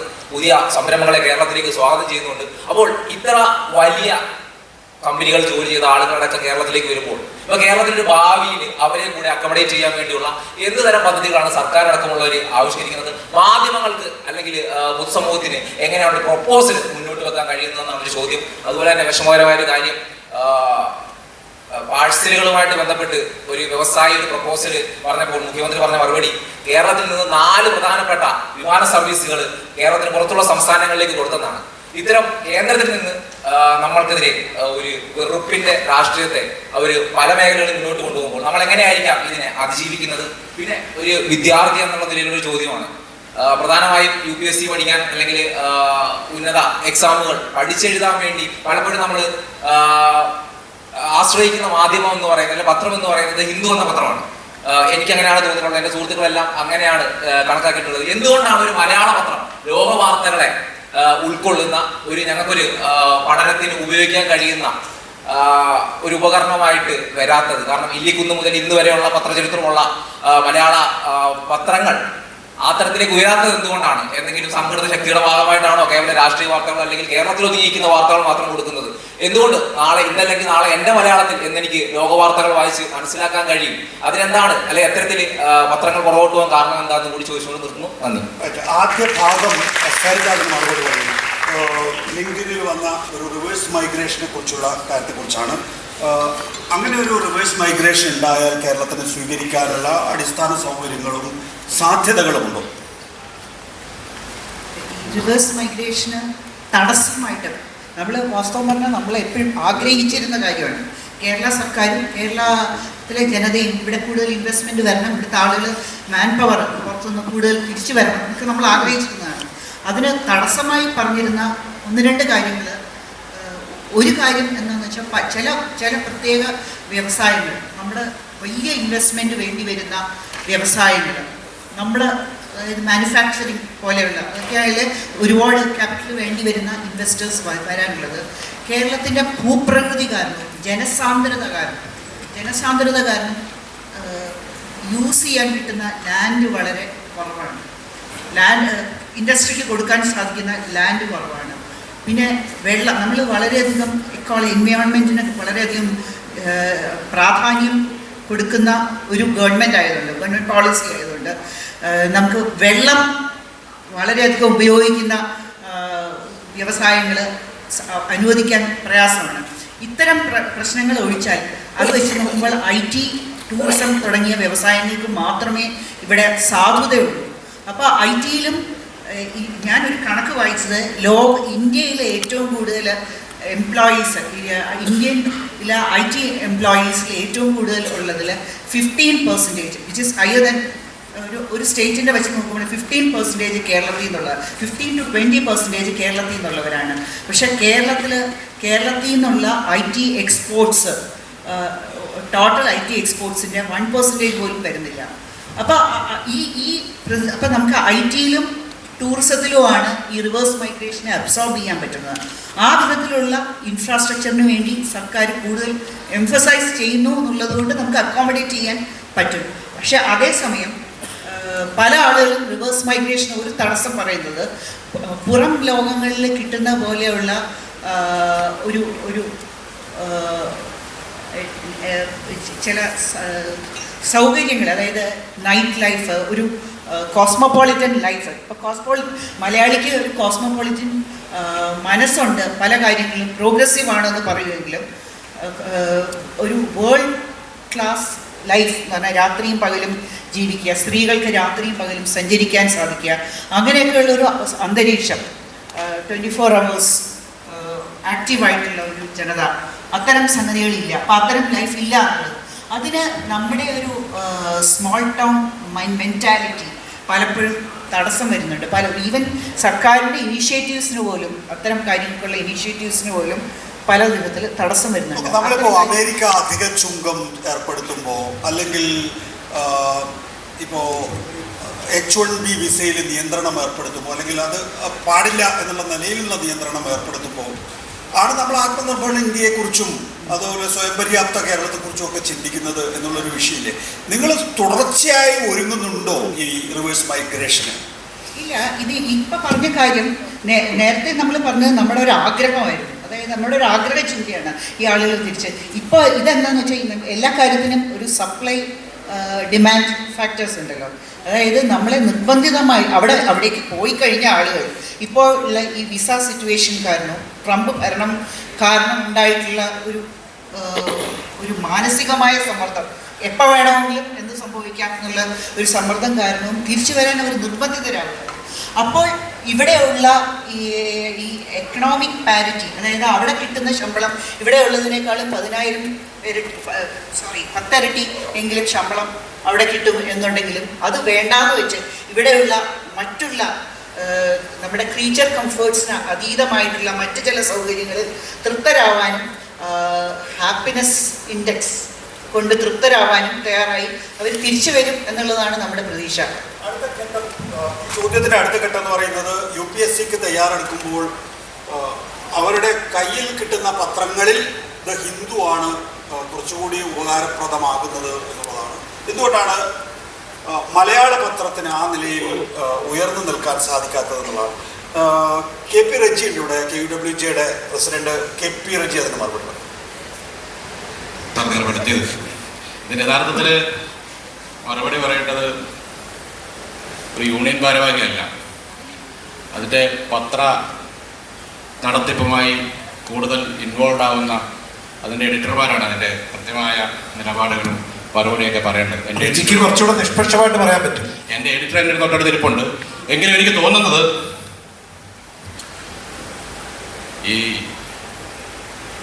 മാധ്യമ മേഖലയിൽ നിലനിൽക്കുന്ന ഭൗതിക സാഹചര്യങ്ങൾ കൂടി ഇതിന് കാരണമാകുന്നുള്ളത്. ഹിന്ദു അല്ലെങ്കിൽ അതുപോലെയുള്ള ദേശീയ മാധ്യമങ്ങൾ ഈ രംഗത്ത് ഇൻവെസ്റ്റ് ചെയ്യുന്നത് പോലെ കേരളത്തിലെ ചെറുകിട പത്രങ്ങൾക്ക് എത്രമാത്രം ഇത് ഇൻവെസ്റ്റ് ചെയ്യാൻ കഴിയും എന്നുള്ളത് പ്രസക്തമായ ഒരു കാര്യമാണ്. കാരണം ഹിന്ദു പോലെയാകാൻ ആഗ്രഹിക്കുന്ന ചില മലയാള പത്രങ്ങളുടെ എഡിറ്റർമാർ സംസാരിച്ച അനുഭവം എനിക്കുണ്ട്. പക്ഷേ ആ സംസാരിച്ച എഡിറ്റർമാർക്ക് അല്ലെങ്കിൽ അവരുടെ മാനേജ്മെൻറ്റിന് അതനുസരിച്ച് അതിലേക്ക് എങ്ങനെ ഇൻവെസ്റ്റ് ചെയ്യാൻ, കാരണം സ്വാഭാവികമായും ഇപ്പോൾ നിലനിൽക്കുന്ന മാധ്യമ സാഹചര്യങ്ങൾ എല്ലാവർക്കും ബോധ്യമുള്ളതാണ്. നിലവിലുള്ള സംവിധാനത്തിൽ തന്നെ തുറന്നു പറയട്ടെ, യഥാർത്ഥത്തിൽ ഈ മീഡിയ ഫെസ്റ്റിവലിൽ ചർച്ച ചെയ്യേണ്ട മറ്റൊരു വിഷയം കൂടിയായിരുന്നു മാധ്യമ പ്രവർത്തകരുടെ അതിജീവനത്തിൻ്റെ ഒരു പ്രശ്നമാണ്, അവരുടെ നിലനിൽപ്പിൻ്റെ ഒരു പ്രശ്നമുണ്ട്. നമ്മുടെ കേരളത്തിലെ ഏതാണ്ട് 50,000-6,000 മാധ്യമ പ്രവർത്തകർ പണിയെടുക്കുമ്പോൾ അതിൽ ഗണ്യമായ ഒരു വിഭാഗം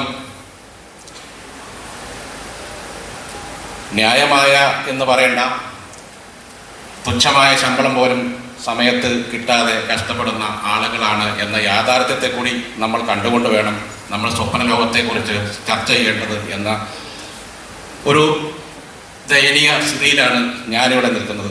ഇപ്പോൾ പറയുമ്പോൾ ഞങ്ങളുടെ ഈ യൂണിയൻ മീറ്റിങ്ങുകളിലൊക്കെ ചർച്ച ചെയ്യുമ്പോൾ 6 മാസത്തേക്ക് ശമ്പള കുടിശ്ശികയുള്ള മാധ്യമപ്രവർത്തകർ നമ്മുടെ ഇടയിലുണ്ട്. മാധ്യമപ്രവർത്തകരിൽ നിന്ന് അവരുടെ നിയമപ്രകാരം അവരുടെ ശമ്പളത്തിൽ നിന്ന് ഈടാക്കി സർക്കാരിലേക്ക് അടയ്ക്കേണ്ട പബ്ലിക് പ്രോവിഡൻറ്റ് ഫണ്ട് വിഹിതവും ആദായ നികുതി വിഹിതവുമൊക്കെ തൊഴിലാളികളിൽ നിന്ന് ഈടാക്കിയിട്ട് സർക്കാരിലേക്ക് അടയ്ക്കാത്ത മുതലാളിമാർ നമ്മുടെ കൂടെയുണ്ട്. ആ മുതലാളിമാർ പലരും വളരെ സ്വാധീന ശക്തികളായതുകൊണ്ട് അവർക്ക് ഇത് അനായാസം ഇതിൽ നിന്ന് രക്ഷപ്പെട്ടു പോകാൻ കഴിയുന്ന സാഹചര്യം നമ്മുടെ സാഹചര്യം. കാരണം PF നിയമമൊക്കെ അനുശാസിക്കുന്നത് കൃത്യമായ PF വിഹിതം അടച്ചില്ലെങ്കിൽ ആ സ്ഥാപനത്തിനെതിരെ കർക്കശമായ നടപടികൾ സ്വീകരിക്കാനും പിഴ ഈടാക്കാനും ഒക്കെയുള്ള വകുപ്പുകൾ കർക്കശമായി നിലനിൽക്കുന്ന രാജ്യത്ത് അതിന് ആ സംഭവം ഇവിടെ നടക്കുന്നില്ല. PF അധികാരികളുമായി ഇത് ബന്ധപ്പെട്ട പരാതികൾ വന്നപ്പോൾ PF-ന്റെ കേരളത്തിലെ അധികാരികൾ പറഞ്ഞ മറുപടി, നിങ്ങൾ ഇതിന് യഥാർത്ഥത്തിൽ ചെയ്യേണ്ടത് കേന്ദ്ര സർക്കാരിൻ്റെ തൊഴിൽ മന്ത്രാലയത്തിൽ നിന്നുള്ളൊരു ഡയറക്ഷൻ എങ്ങനെയെങ്കിലും സംഘടിപ്പിക്കുക എന്നുള്ളതാണ്. കാരണം മീഡിയയെ ആ നിലയ്ക്ക് ഡയറക്റ്റായി കൈകാര്യം ചെയ്യാൻ ഞങ്ങൾക്ക് കഴിയാത്ത സാഹചര്യമുണ്ട്. അതൊരു യാഥാർത്ഥ്യമാണ്. ഇത് ഞാനൊരു ഭൗതിക സാഹചര്യങ്ങളെക്കുറിച്ച് പറഞ്ഞാണ്. പക്ഷേ അതുകൊണ്ട് തന്നെ സമഗ്രവും സമ്പൂർണവുമായ ഒരു ദിനപത്രം ഇറക്കുന്നതിന് മലയാള മാധ്യമങ്ങൾ പലതും കടുത്ത പ്രതിസന്ധി നേരിടുന്നുണ്ട് എന്ന യാഥാർത്ഥ്യം ആണ് ഞാൻ പറഞ്ഞത്. അതോടൊപ്പം നിലവിൽ നേരത്തെ 16 പേജുകളിലുമൊക്കെ അടിച്ചിരുന്ന മാധ്യമങ്ങൾ ഇപ്പോൾ പേജുകൾ വെട്ടിക്കുറച്ചും തൊഴിലാളികളുടെ ശമ്പളം വെട്ടിക്കുറച്ചും തൊഴിലാളികളെ പിരിച്ചുവിട്ടുകൊണ്ടും അവരുടെ സമയത്ത് അവരുടെ കൂലി കൊടുക്കാതെയും ഒക്കെയാണ് അവർ പിടിച്ചു നിൽക്കാൻ ശ്രമിക്കും. ഞാൻ ഇത് പറഞ്ഞു വരുന്നത് മാധ്യമ സ്ഥാപനങ്ങളെല്ലാം കടുത്ത പ്രതിസന്ധിയിലാണെന്നും അവരുടെ ശമ്പളം കൊടുക്കാതിരിക്കണമെന്നുമല്ല. അങ്ങനെ വഴി തേടുന്ന മാധ്യമങ്ങൾ സ്വാഭാവികമായും ഇത്ര സമഗ്രവും സമ്പൂർണവുമായ ഒരു ഉദാഹരണമായിട്ട് ഞാൻ പറഞ്ഞ നികേഷ് സാറിനെ ഞാനൊരു പുതിയ ചാനൽ തുടങ്ങുകയും ആ ചാനൽ നികേഷ് സാറിനെ മാധ്യമപ്രവർത്തനം അവസാനിപ്പിച്ചു എന്നൊക്കെ പ്രഖ്യാപിച്ചിട്ടുണ്ട് എങ്കിൽ പോലും ഈ ചാനലിൻ്റെ എഡിറ്ററാക്കാൻ ഞാൻ ആഗ്രഹിച്ചാൽ അതിന് തക്ക പേയ്മെൻറ്റ് തരണ്ടേ? ആ പേയ്മെൻറ്റ് തരാൻ കഴിയാത്ത, അതിനൊക്കെ സഫീഷ്യൻ്റായ മാനവ വിഭവശേഷിയെ തീറ്റിപ്പോറ്റാൻ കഴിയാത്ത ഒരു മാധ്യമ സ്ഥാപനങ്ങൾക്ക് സ്വാഭാവികമായും അതിൻ്റെ പ്രതിസന്ധികളുണ്ട്. നമുക്കറിയാം, ഈ ഫുട്ബോൾ ക്ലബ്ബുകളെ പോലും ആലോചിക്കുമ്പോൾ ആ ഫുട്ബോൾ ക്ലബ്ബുകളിലെ സ്റ്റാർ പ്ലെയേഴ്സിനെയാണ് നമ്മൾ അണിനിരത്തുന്നത്. ഇതിൻ്റെ CR7 മെസ്സിയും ഒക്കെയുള്ള ക്ലബ്ബുകൾക്ക് മുമ്പിൽ സാധാരണ നമ്മുടെ നാട്ടിൻപുറത്തെ ആളുകൾക്ക് സെവൻസ് കളിച്ചുകൊണ്ടിരിക്കുന്ന ആളുകളെ വെച്ച് നമുക്ക് അതിനെ പിടിച്ചെടുക്കാൻ കഴിയില്ല. സ്വാഭാവികമായും നമ്മുടെ ക്ലബ്ബുകൾ ആ വൻ താരനിരയുള്ള ക്ലബ്ബുകൾക്ക് മുമ്പിൽ പരാജയപ്പെടും. അത് സമാനമായ ഒരു അവസ്ഥയാണ് ഇവിടെ നിലനിൽക്കുന്നത്. കാരണം ബാഴ്സലോണയെ പോലെ എന്തുകൊണ്ട് നമ്മുടെ FC കൊച്ചിന് എത്താൻ കഴിഞ്ഞില്ല എന്ന് ചോദിക്കുമ്പോൾ അതിന് നിലനിൽക്കുന്ന ചില ഭൗതികമായ സാഹചര്യങ്ങളുണ്ട്. ആ ഭൗതിക സാഹചര്യങ്ങളെ കൂടി വിലയിരുത്തിക്കൊണ്ട് വേണം നമ്മൾ അതിലേക്ക് കടക്കേണ്ടത്. അത് ഞാൻ പറഞ്ഞ ആ ചോദ്യത്തിലേക്ക് വീണ്ടും വരികയാണ്. അതിൽ കുറച്ച് യാഥാർത്ഥ്യമുണ്ട്. കാരണം സമഗ്രവും സമ്പൂർണവുമായ വർത്തമാന പത്രം എന്ന സങ്കല്പത്തിലേക്ക്, അല്ലെങ്കിൽ ആളുകളുടെ ചോദനകളെ സംതൃപ്തിപ്പെടുത്താനുള്ള സമഗ്ര വാർത്താ വിഭവങ്ങൾ ഒരുക്കുന്നതിൽ നമ്മുടെ മലയാള പത്രങ്ങൾക്ക് പലപ്പോഴും ന്യൂനതകൾ ഉണ്ട് എന്ന യാഥാർത്ഥ്യം അംഗീകരിക്കുന്നു. ചില ഘട്ടങ്ങളിലെങ്കിലും അതിൻ്റെ ചില ഡെസ്കുകൾക്ക് നേതൃത്വം നൽകിയിട്ടുള്ള ഒരാളെന്ന നിലയിൽ കൂടി ഞാൻ പറയുന്നു, അത് ഒരു പോരായ്മ തന്നെയാണ്. ആ പോരായ്മ നികത്താൻ യഥാർത്ഥത്തിൽ അതിൽ പണിയെടുക്കുന്ന ആളുകളെ കൂടി ആളുകൾക്കുപരിയായി പണിയെടുപ്പിക്കുന്ന ആളുകൾക്കാണ് കൂടുതൽ പങ്ക് ഉള്ളത് എന്ന് മാത്രം പറഞ്ഞു വെച്ചുകൊണ്ട്. തീർച്ചയായും റെജി പറഞ്ഞതിൽ വളരെ പ്രധാനപ്പെട്ട ചില ഘടകങ്ങളുണ്ട്. പത്രത്തെ സംബന്ധിച്ചിടത്തോളം വിഭവ സമാഹരണം, അല്ലെങ്കിൽ മാധ്യമങ്ങളെ സംബന്ധിച്ചിടത്തോളം വിഭവ സമാഹരണം വലിയ വെല്ലുവിളിയാണ്. അങ്ങനെ വിഭവ സമാഹരണത്തിൽ പ്രതിസന്ധി അനുഭവിക്കുന്നവർ യഥാർത്ഥത്തിൽ ആദ്യം പട്ടിണിക്കിടുന്നത് മാധ്യമ പ്രവർത്തകരെയാണ്, അതിൽ ജോലി ചെയ്യുന്നവരെയാണ് എന്നുള്ള അടിസ്ഥാനപരമായ പ്രശ്നങ്ങളെ കണ്ടുകൊണ്ട് മാത്രമാണ് നമുക്ക് കുറെ കൂടി വിപുലമായ രീതിയിൽ ദേശീയ തലത്തിൽ പ്രവർത്തിക്കുന്ന, അല്ലെങ്കിൽ ഇന്ത്യ ആകെ വ്യവഹരിക്കാൻ കഴിയുന്ന ഇംഗ്ലീഷ് മാധ്യമങ്ങളുമായി താരതമ്യം ചെയ്യാൻ എന്നതാണ് KP റെജി അക്കാര്യത്തിൽ മറുപടിയായി പറയുന്നത്. അങ്ങനെ പറയുമ്പോൾ തന്നെ ശ്രീ RS ബാബു അതിനകത്തൊരു ഉപചോദ്യമുണ്ട്. നമുക്ക് 2 ഇംഗ്ലീഷ് ഇന്ത്യൻ പത്രങ്ങളെ എടുക്കാം. ദ ഹിന്ദു ഉണ്ട്, ടെലിഗ്രാഫ് ഉണ്ട്.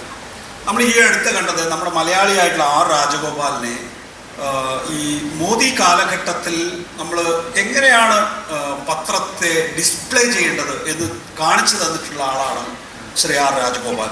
രാജഗോപാലിന് ആ പത്രത്തിൽ നിന്ന് രാജിവെച്ച് ഒഴിയേണ്ടി വന്നു എന്ന് പറയുമ്പോൾ തന്നെ അത് അദ്ദേഹത്തിൻ്റെ അഭിമാനം രാജിവെച്ച് ഒഴിയുന്നതിലേക്കാണ് അദ്ദേഹത്തെ നയിച്ചതെങ്കിൽ യഥാർത്ഥത്തിൽ അതൊരു പുറത്താക്കൽ കൂടിയാണ്. അതേസമയം ദ ഹിന്ദുവിൻ്റെ മാനേജ്മെൻറ്റിനെ നമ്മൾ മോദിയുമായി ചിത്രങ്ങളിൽ കാണാം. ഹിന്ദുവിൻ്റെ മാനേജ്മെൻറ്റ് തന്നെ ഹിന്ദുവിൻ്റെ എഡിറ്റോറിയലിനെതിരായി പ്രതികരിച്ചതായി കാണാം. അപ്പോൾ അവിടെ ഈ പറയുന്ന രീതിയിൽ ഒരു മാനേജ്മെൻറ്റിൻ്റെ കൺട്രോളിലല്ല അവിടുത്തെ എഡിറ്റോറിയൽ എന്ന് പറയുന്ന വിഷയമുണ്ട് എന്നുള്ളതാണ്. ഇതിനെങ്ങനെയാണ് താങ്കൾ വ്യവച്ഛേദിച്ച് മനസ്സിലാക്കുന്നത്? വിഭവങ്ങൾക്ക് ഒരു അപ്രത്യക്ഷമായ ഒരു നിയന്ത്രണ ശക്തിയുണ്ട് എന്നുള്ളത് പ്രധാനപ്പെട്ടൊരു കാര്യമാണ്.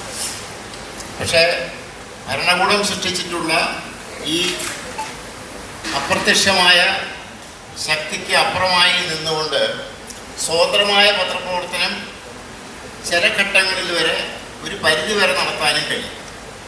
അങ്ങനെ നടത്തുന്ന ഒരു പത്രമാണ് ദ ഹിന്ദു.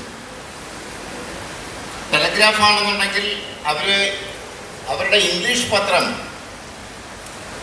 ആണ് ടെലിഗ്രാഫ്. അതേ പത്രം തന്നെ അവരുടെ ചാനലിൻ്റെ സ്വഭാവം മറ്റൊന്നാണ്. അപ്പോൾ ഒരേ മാനേജ്മെൻറ്റിന് തന്നെ വ്യത്യസ്ത നിലയിൽ നടത്താൻ കഴിയും. ഈ നമ്മുടെ മാധ്യമ വിദ്യാർത്ഥി ചോദിച്ച ചോദ്യം വളരെ പ്രസക്തമാണ്. മലയാളത്തിൽ ഹിന്ദുവിനെ പോലെ ഒരു പത്രം പുറത്തു വരുന്നതിനുള്ള സാഹചര്യങ്ങൾ യഥാർത്ഥത്തിൽ ഇവിടെ നിലനിൽക്കുന്നുണ്ട്. അത് ഉപയോഗപ്പെടുത്താനുള്ള ശക്തികൾ വരണമെന്ന് മാത്രമേ ഉള്ളൂ. അതിലേക്ക് എത്താൻ ഒരു സംഘടിതമായിട്ട് തന്നെ ആളുകൾ അതിന് കോർത്തിണക്കുന്ന ഒരു ശക്തികൾ വരികയാണെന്നുണ്ടെങ്കിൽ പത്രം വരും എന്ന് തന്നെയാണ് കരുതുന്നത്. രാജേന്ദ്രൻ, ആ ചോദ്യത്തിൻ്റെ 3ാം ഘട്ടം എന്ന് പറയുന്നത് ഈ വെറുപ്പിൻ്റെ രാഷ്ട്രീയത്തെ നമ്മൾ എങ്ങനെയാണ് അതിജീവിക്കുന്നതാണ്. അതായത് നമ്മുടെ വിമാനത്താവളങ്ങൾക്ക് പ്രാധാന്യം ലഭിക്കുന്നില്ല, അവിടെ വേണ്ട വിമാനങ്ങൾ നൽകാതിരിക്കുന്നു എന്നുള്ള പ്രശ്നമുണ്ട്. അത് വളരെ ഗുരുതരമാണ്. നമ്മൾ തുടങ്ങിയിട്ടുള്ള കണ്ണൂർ വിമാനത്താവളമൊക്കെ പരിതാപകരമായിട്ടുള്ള അവസ്ഥയിലേക്ക് പോകുന്നു. കൊച്ചി വിമാനത്താവളത്തിലാണ് അത്യാവശ്യമുള്ളത്, എന്നാലും ആവശ്യമായിട്ടുള്ള വിമാനങ്ങളില്ല എന്നുള്ളതാണ്. അപ്പോൾ കൊച്ചി ഒരു ഹബ്ബാകാൻ പാടില്ല എന്നുള്ള കൃത്യമായ ഉദ്ദേശം അതിനകത്തുള്ളത്. ഈ നിലയിലുള്ള ഒരു വെറുപ്പിൻ്റെ ഇപ്പോൾ നമ്മളൊരു വിമാനത്താവളമാണ് തിരുവനന്തപുരം വിമാനത്താവളം. നമ്മളിപ്പോൾ ഇരിക്കുന്ന സ്ഥലമാണല്ലോ തിരുവനന്തപുരം വിമാനത്താവളത്തിൽ ഞാൻ ദീർഘകാലത്തിന് ശേഷമാണ് തിരുവനന്തപുരം വിമാനത്താവളത്തിൽ നിന്നൊരു അന്താരാഷ്ട്ര വിമാനത്താവളത്തിൽ നിന്ന് ഞാൻ പുറത്തേക്ക് പോകുന്നത്. ഞാൻ കൊച്ചിയായിരുന്നു എപ്പോഴും. കൊച്ചി വളരെ മനോഹരമായിട്ടുള്ള വിമാനത്താവളമാണ്. അതിനകത്ത് വലിയ ട്രാഫിക് ഇല്ലെങ്കിൽ പോലും ഭയങ്കര മനോഹരമായിട്ടുള്ള നമുക്ക് ഏത് രാജ്യാന്തര വിമാനത്താവളവുമായി താരതമ്യം ചെയ്യാൻ കഴിയുന്ന വിമാനത്താവളമാണ് കൊച്ചി എന്ന് പറയുന്നത്. പെട്ടെന്ന് ഞാൻ തിരുവനന്തപുരം വിമാനത്താവളത്തിൽ ബസ് സ്റ്റാൻഡിൻ്റെ പോലും ക്വാളിറ്റി ഇല്ല എന്നുള്ളതാണ്. ഇതിപ്പോൾ അദാനി ഏറ്റെടുത്തപ്പോൾ നമ്മുടെ MP ആയിട്ടുള്ള ശശി തരൂർ അടക്കം പറഞ്ഞ എന്താണ്, അദാനിക്ക് വേണ്ടി വാദിക്കാനുള്ള കാരണം എന്താണ്, ഇതൊരു അന്താരാഷ്ട്ര തലം ഉണ്ടാകണം, ഇതിന് ആ നിലയിലുള്ള ക്വാളിറ്റി ഉണ്ടാകണം എന്നാണ്. നിങ്ങൾ പോയി നോക്കുക, ഇന്റർനാഷണൽ വിമാനത്താവളം പോയി നോക്കിക്കഴിഞ്ഞ് കഴിഞ്ഞാൽ ഒരു ബസ് സ്റ്റാൻഡിൻ്റെ മൂത്രപ്പുര പോലെ തോന്നിക്കുന്ന മൂത്രപ്പുരകൾ അടങ്ങുന്ന ഒരു വിമാനത്താവളം സഞ്ചരിക്കുന്നതാണ് അവർ പറയുന്നത്. അപ്പോൾ ഇതൊക്കെ എന്താ? ഇത് ഒരു രാഷ്ട്രീയമായ പരിഹാരം വേണം. അല്ലാതെ ഇത് വിമാനത്താവളങ്ങളുടെ കാര്യത്തിൽ മാത്രമുള്ളതല്ല. ഇപ്പോൾ നമ്മുടെ ശബരിപാത, ഒരേ സമയം ശബരിപാത, ഉത്തർപ്രദേശിലെ 2 റെയിൽവേ ലൈനുകളുണ്ട്. ഉത്തർപ്രദേശിലെ 2 പുതിയ റെയിൽവേ ലൈനുകൾ വരാൻ പോകുന്നു. അതിന് 2-ലും 100% തുക നൽകുന്നത് കേന്ദ്ര സർക്കാരാണ്. ശബരിപാത വന്ന പകുതി സംസ്ഥാന സർക്കാരാണ്. നമ്മുടെ ദേശീയപാത വികസനം നമ്മുടെ സർക്കാർ കാശ്. നമ്മളൊക്കെ ഡൽഹിയുള്ള സമയത്ത് ഏറ്റവും കൂടുതൽ കേട്ടിരുന്ന ഒന്നാണ്, കേരളത്തിൽ നിന്ന് കേരള സർക്കാർ ഒരു ഫ്ലൈറ്റ് സർവീസ് തുടങ്ങുമ്പോൾ ഇങ്ങോട്ട് കേരള സർക്കാർ എന്ത് ചെയ്യുന്നു, ഈ ഗൾഫിലെ പ്രശ്നങ്ങൾ, ഗൾഫ് യാത്രക്കാരുടെ പ്രശ്നം തീർക്കാനായി കേരള സർക്കാർ കേരളത്തിൽ നിന്ന് ഗൾഫിലേക്ക് ഒരു എയർ സർവീസ് തുടങ്ങാൻ പോകുന്നു. ഉമ്മൻചാണ്ടി എന്നാൽ അതിൻ്റെ കാരണം എന്താ വെച്ചാൽ, നിങ്ങൾ നോക്കുക, ഓണക്കാലമായി കഴിഞ്ഞാൽ 1 ലക്ഷം രൂപയുടെ അടുത്തൊക്കെയാണ് ഒരു ടിക്കറ്റിന് വില. ചൂഷണം ചെയ്യുകയാണ്. അതായത് ഈ ഡൽഹിയിൽ നിന്ന് വാഷിങ്ടണിലേക്കുള്ളതിനേക്കാൾ കൂടുതൽ തുകയാണ് ഇത് ഓണക്കാലായിരിക്കുന്ന സീസണായി കഴിഞ്ഞാൽ കേരളത്തിൽ നിന്ന് ഗൾഫ് രാജ്യങ്ങളിലേക്ക്. എന്നിട്ട് എന്ത് ചെയ്യുകയാണെന്ന് വെച്ചാൽ ഇന്ത്യൻ എയർലൈൻസ്, നമ്മുടെ എയർ കമ്പനികളൊക്കെ വൻതോതിൽ കേരളത്തിലെ ആൾക്കാരെ ചൂഷണം ചെയ്ത് കൊള്ളലാവുണ്ട്. ഇങ്ങനെ നമ്മൾ ഏത് മേഖല നോക്കിയാലും ഈ രീതിയിൽ നമുക്കിത് കാണാൻ സാധിക്കും. ഇതിന് ഒറ്റ പരിഹാരമേ ഉള്ളൂ, അത് രാഷ്ട്രീയമായ പരിഹാരം മാത്രം. അതിനെങ്ങനെ മീഡിയയായി ബന്ധപ്പെടുന്നു ചോദിച്ചാൽ അതിന് എല്ലാവരും മാധ്യമപ്രവർത്തകരാകും. ഇപ്പം ഞാൻ ഒറ്റ ഉദാഹരണം, ഒട്ടും സമയം എടുക്കുന്നുണ്ട്, എങ്ങനെ ഇതിനെ എല്ലാവരും ചോദിക്കുന്നൊരു ചോദ്യം എങ്ങനെ ഇതിനെ കൗണ്ടർ ചെയ്യുന്നതാണ്. ഒറ്റ ഉദാഹരണം പറയാം. നമ്മുടെ അലക്സാണ്ടർ ജേക്കബിന് എല്ലാവർക്കും അറിയാമല്ലോ, കേരളത്തിലെ ഏറ്റവും വലിയൊരു പഴയ ഒരു പോലീസ് ഉദ്യോഗസ്ഥന്. അദ്ദേഹം ഒരു മോട്ടിവേഷൻ സ്പീക്കർ കൂടിയാണ്. ഇങ്ങനെ വലിയ മോട്ടിവേഷൻ സ്പീക്കറുകൾ നടത്തും. അപ്പോൾ അദ്ദേഹം ഒരു കാലത്ത് അദ്ദേഹത്തിൻ്റെ വളരെ വൈറലായ ഒരു വീഡിയോ ആണ്. ആ വീഡിയോ എന്താ വെച്ചാൽ, ഹാർവാർഡ് യൂണിവേഴ്സിറ്റി അറിയാം, അമേരിക്കയിലെ പ്രശസ്തമായ ഹാർവാർഡ് യൂണിവേഴ്സിറ്റിയിലെ അവിടുത്തെ കെട്ടിടങ്ങളെല്ലാം തന്നെ കിഴക്ക് ദിക്കിലേക്ക്, ഒരു സന്യാസി എന്ന് പറഞ്ഞത്രേ, അവിടുത്തെ പഠന നിലവാരം ഉയർത്താനായിട്ട് ഒരു കാര്യം ചെയ്താൽ മതി, അവിടുത്തെ കെട്ടിടങ്ങളെല്ലാം തന്നെ വൃത്താകൃതിയിൽ കിഴക്കോട്ട് തിരിഞ്ഞാക്കി കഴിഞ്ഞാൽ എന്ത് ചെയ്യും, അവിടുത്തെ പഠന നിലവാരം. ഒന്ന്, ഹാർവാർഡ് യൂണിവേഴ്സിറ്റിയിലെ അത്രയും ബ്രില്യൻ്റ് ഓഫ് ബ്രില്യൻസ്, ഏറ്റവും മിടുക്കന്മാർക്ക് അവിടെ അഡ്മിഷൻ കിട്ടും. ഇദ്ദേഹം പറഞ്ഞു അങ്ങനെ എന്ത് ചെയ്തു വെച്ചാൽ, ആ സന്യാസിയുടെ ഉപദേശത്തെ തുടർന്ന് അവിടുത്തെ കെട്ടിടങ്ങൾ ആ രീതിയിലാക്കിയതിന് ശേഷം ഒരു പരിശോധന നടത്തിയ സമയത്ത് അങ്ങനെയുള്ള കെട്ടിടങ്ങളിൽ പഠിച്ച കുട്ടികൾക്കൊക്കെ ഭയങ്കര മാർക്ക്, ബാക്കി എല്ലാവർക്കും കുറഞ്ഞ മാർക്ക്. ഇത് അദ്ദേഹം നടത്തിയൊരു വീഡിയോയാണ്. ഇതിങ്ങനെ വൈറലായിക്കൊണ്ട് ലക്ഷക്കണക്കിന് ആൾക്കാർ കണ്ടു. ആ സമയത്ത് കൊല്ലത്തുള്ള ഒരു അഭിറാം അരുൺ എന്നൊരു +1 പഠിക്കുന്ന വിദ്യാർത്ഥി നേരെ ഹാർവാർഡ് യൂണിവേഴ്സിറ്റിക്ക് ഒരു മെയിൽ അയച്ചു. ഇങ്ങനൊരു കാര്യം കേൾക്കുന്നു, ഇത് ശരിയാണോ, ഇതെന്താ എൻ്റെ പറയുന്ന വസ്തുത അന്വേഷിച്ചു മെയിൽ അയച്ചു. ആ മെയിലിന് അവരൊരു മറുപടി അയച്ചു. ഇവർ പറഞ്ഞു, ഇത് എവിടെ നിന്നാണ് നിങ്ങൾക്ക് ഇത്തരം കാര്യങ്ങൾ കിട്ടി, അങ്ങനൊരു സംഭവമേ ഇല്ല, ഞങ്ങളുടെ എല്ലാം പല ആകൃതിയിലുള്ള കെട്ടിടങ്ങളുണ്ട്, ഇത് നിങ്ങൾക്ക് ആരാണ് വിവരം തന്നെങ്കിൽ അത് പൂർണ്ണമായിട്ട് തെറ്റാണ്, പക്ഷേ ഞങ്ങൾ നിങ്ങളെ അഭിനന്ദിക്കുന്നു, കാരണം ഇത്തരത്തിലുള്ളൊരു കാര്യം നിങ്ങൾ അന്വേഷിക്കുന്നു. അഭിറാം അരുൺ ഈ വിഷയങ്ങളൊക്കെ മുൻനിർത്തി ശാസ്ത്ര കേരളത്തിൽ ഒരു ലേഖനം എഴുതി, ഒരു ഹാർവാർഡ് അപാരത എന്നായിട്ട് ഹാർവാർഡ് അപാരത. ഈ ശാസ്ത്ര കേരളത്തിലെ ആ ഒരു ലേഖനം മുൻനിർത്തി എല്ലാ ചാനലുകളും ഇത് അയാളുടെ നമ്മുടെ അലക്സാണ്ടർ ജേക്കബിൻ്റെ കള്ളം പൊളിഞ്ഞു എന്ന് പറഞ്ഞ് വാർത്തകൾ അടിച്ചു. അത് ഭയങ്കര വൈറലായി. ആ എല്ലാ പ്രധാനപ്പെട്ട ചാനലുകൾക്ക് വാർത്തയ്ക്ക് മാത്രമല്ല, അലക്സാണ്ടർ ജേക്കബ് അതിനുശേഷം പരസ്യമായി മാപ്പ് പറഞ്ഞു, എനിക്ക് തെറ്റുപറ്റിപ്പോയത് ഏതൊരു സന്യാസി അവിടെ പറഞ്ഞ കാലം ഞാൻ റിപ്പീറ്റ് ചെയ്തതാണ്. മാത്രമല്ല, നിങ്ങൾ ആലോചിക്കുക, അങ്ങനെ ആ അഭിറാം അറിഞ്ഞിരുന്ന ആ വിദ്യാർത്ഥി അങ്ങനെ ഒരു ശ്രമം നടത്തിയില്ല എന്നത് എന്തായിരിക്കും അവസ്ഥ? ഇപ്പോഴും ഇത് സത്യം ആൾക്കാർ കരുതി. ഏറ്റവും വലിയ ഒന്ന് ആലോചിച്ച് നോക്കുക, എന്തായിരിക്കും ഇതിൻ്റെ അവസ്ഥ. പക്ഷെ അതിനുശേഷം ഇപ്പം അദ്ദേഹത്തെ എവിടെയും തന്നെ ഈ ഒരു മോട്ടിവേഷൻ സ്പീക്കറായിട്ട് കാണാൻ ഞാൻ പറഞ്ഞതെന്ന് വെച്ചാൽ, ഇത് ഒരു +1 പഠിക്കുന്ന ഒരു വിദ്യാർത്ഥിക്ക് ഇത്രയും ചെയ്യാൻ സാധിക്കുമെങ്കിൽ ഈ ജേർണലിസം വിദ്യാർത്ഥികൾക്കൊക്കെ നിങ്ങളെപ്പോലുള്ള ആൾക്കാർക്കൊക്കെ എന്തെല്ലോ കാര്യം ചെയ്തു. ആകെ ഇപ്പോഴുള്ള പ്രശ്നങ്ങൾക്കുള്ള ഒരേ ഒരു പോംവഴി എന്നാൽ എല്ലാവരും ജേർണലിസ്റ്റുകളാണ്.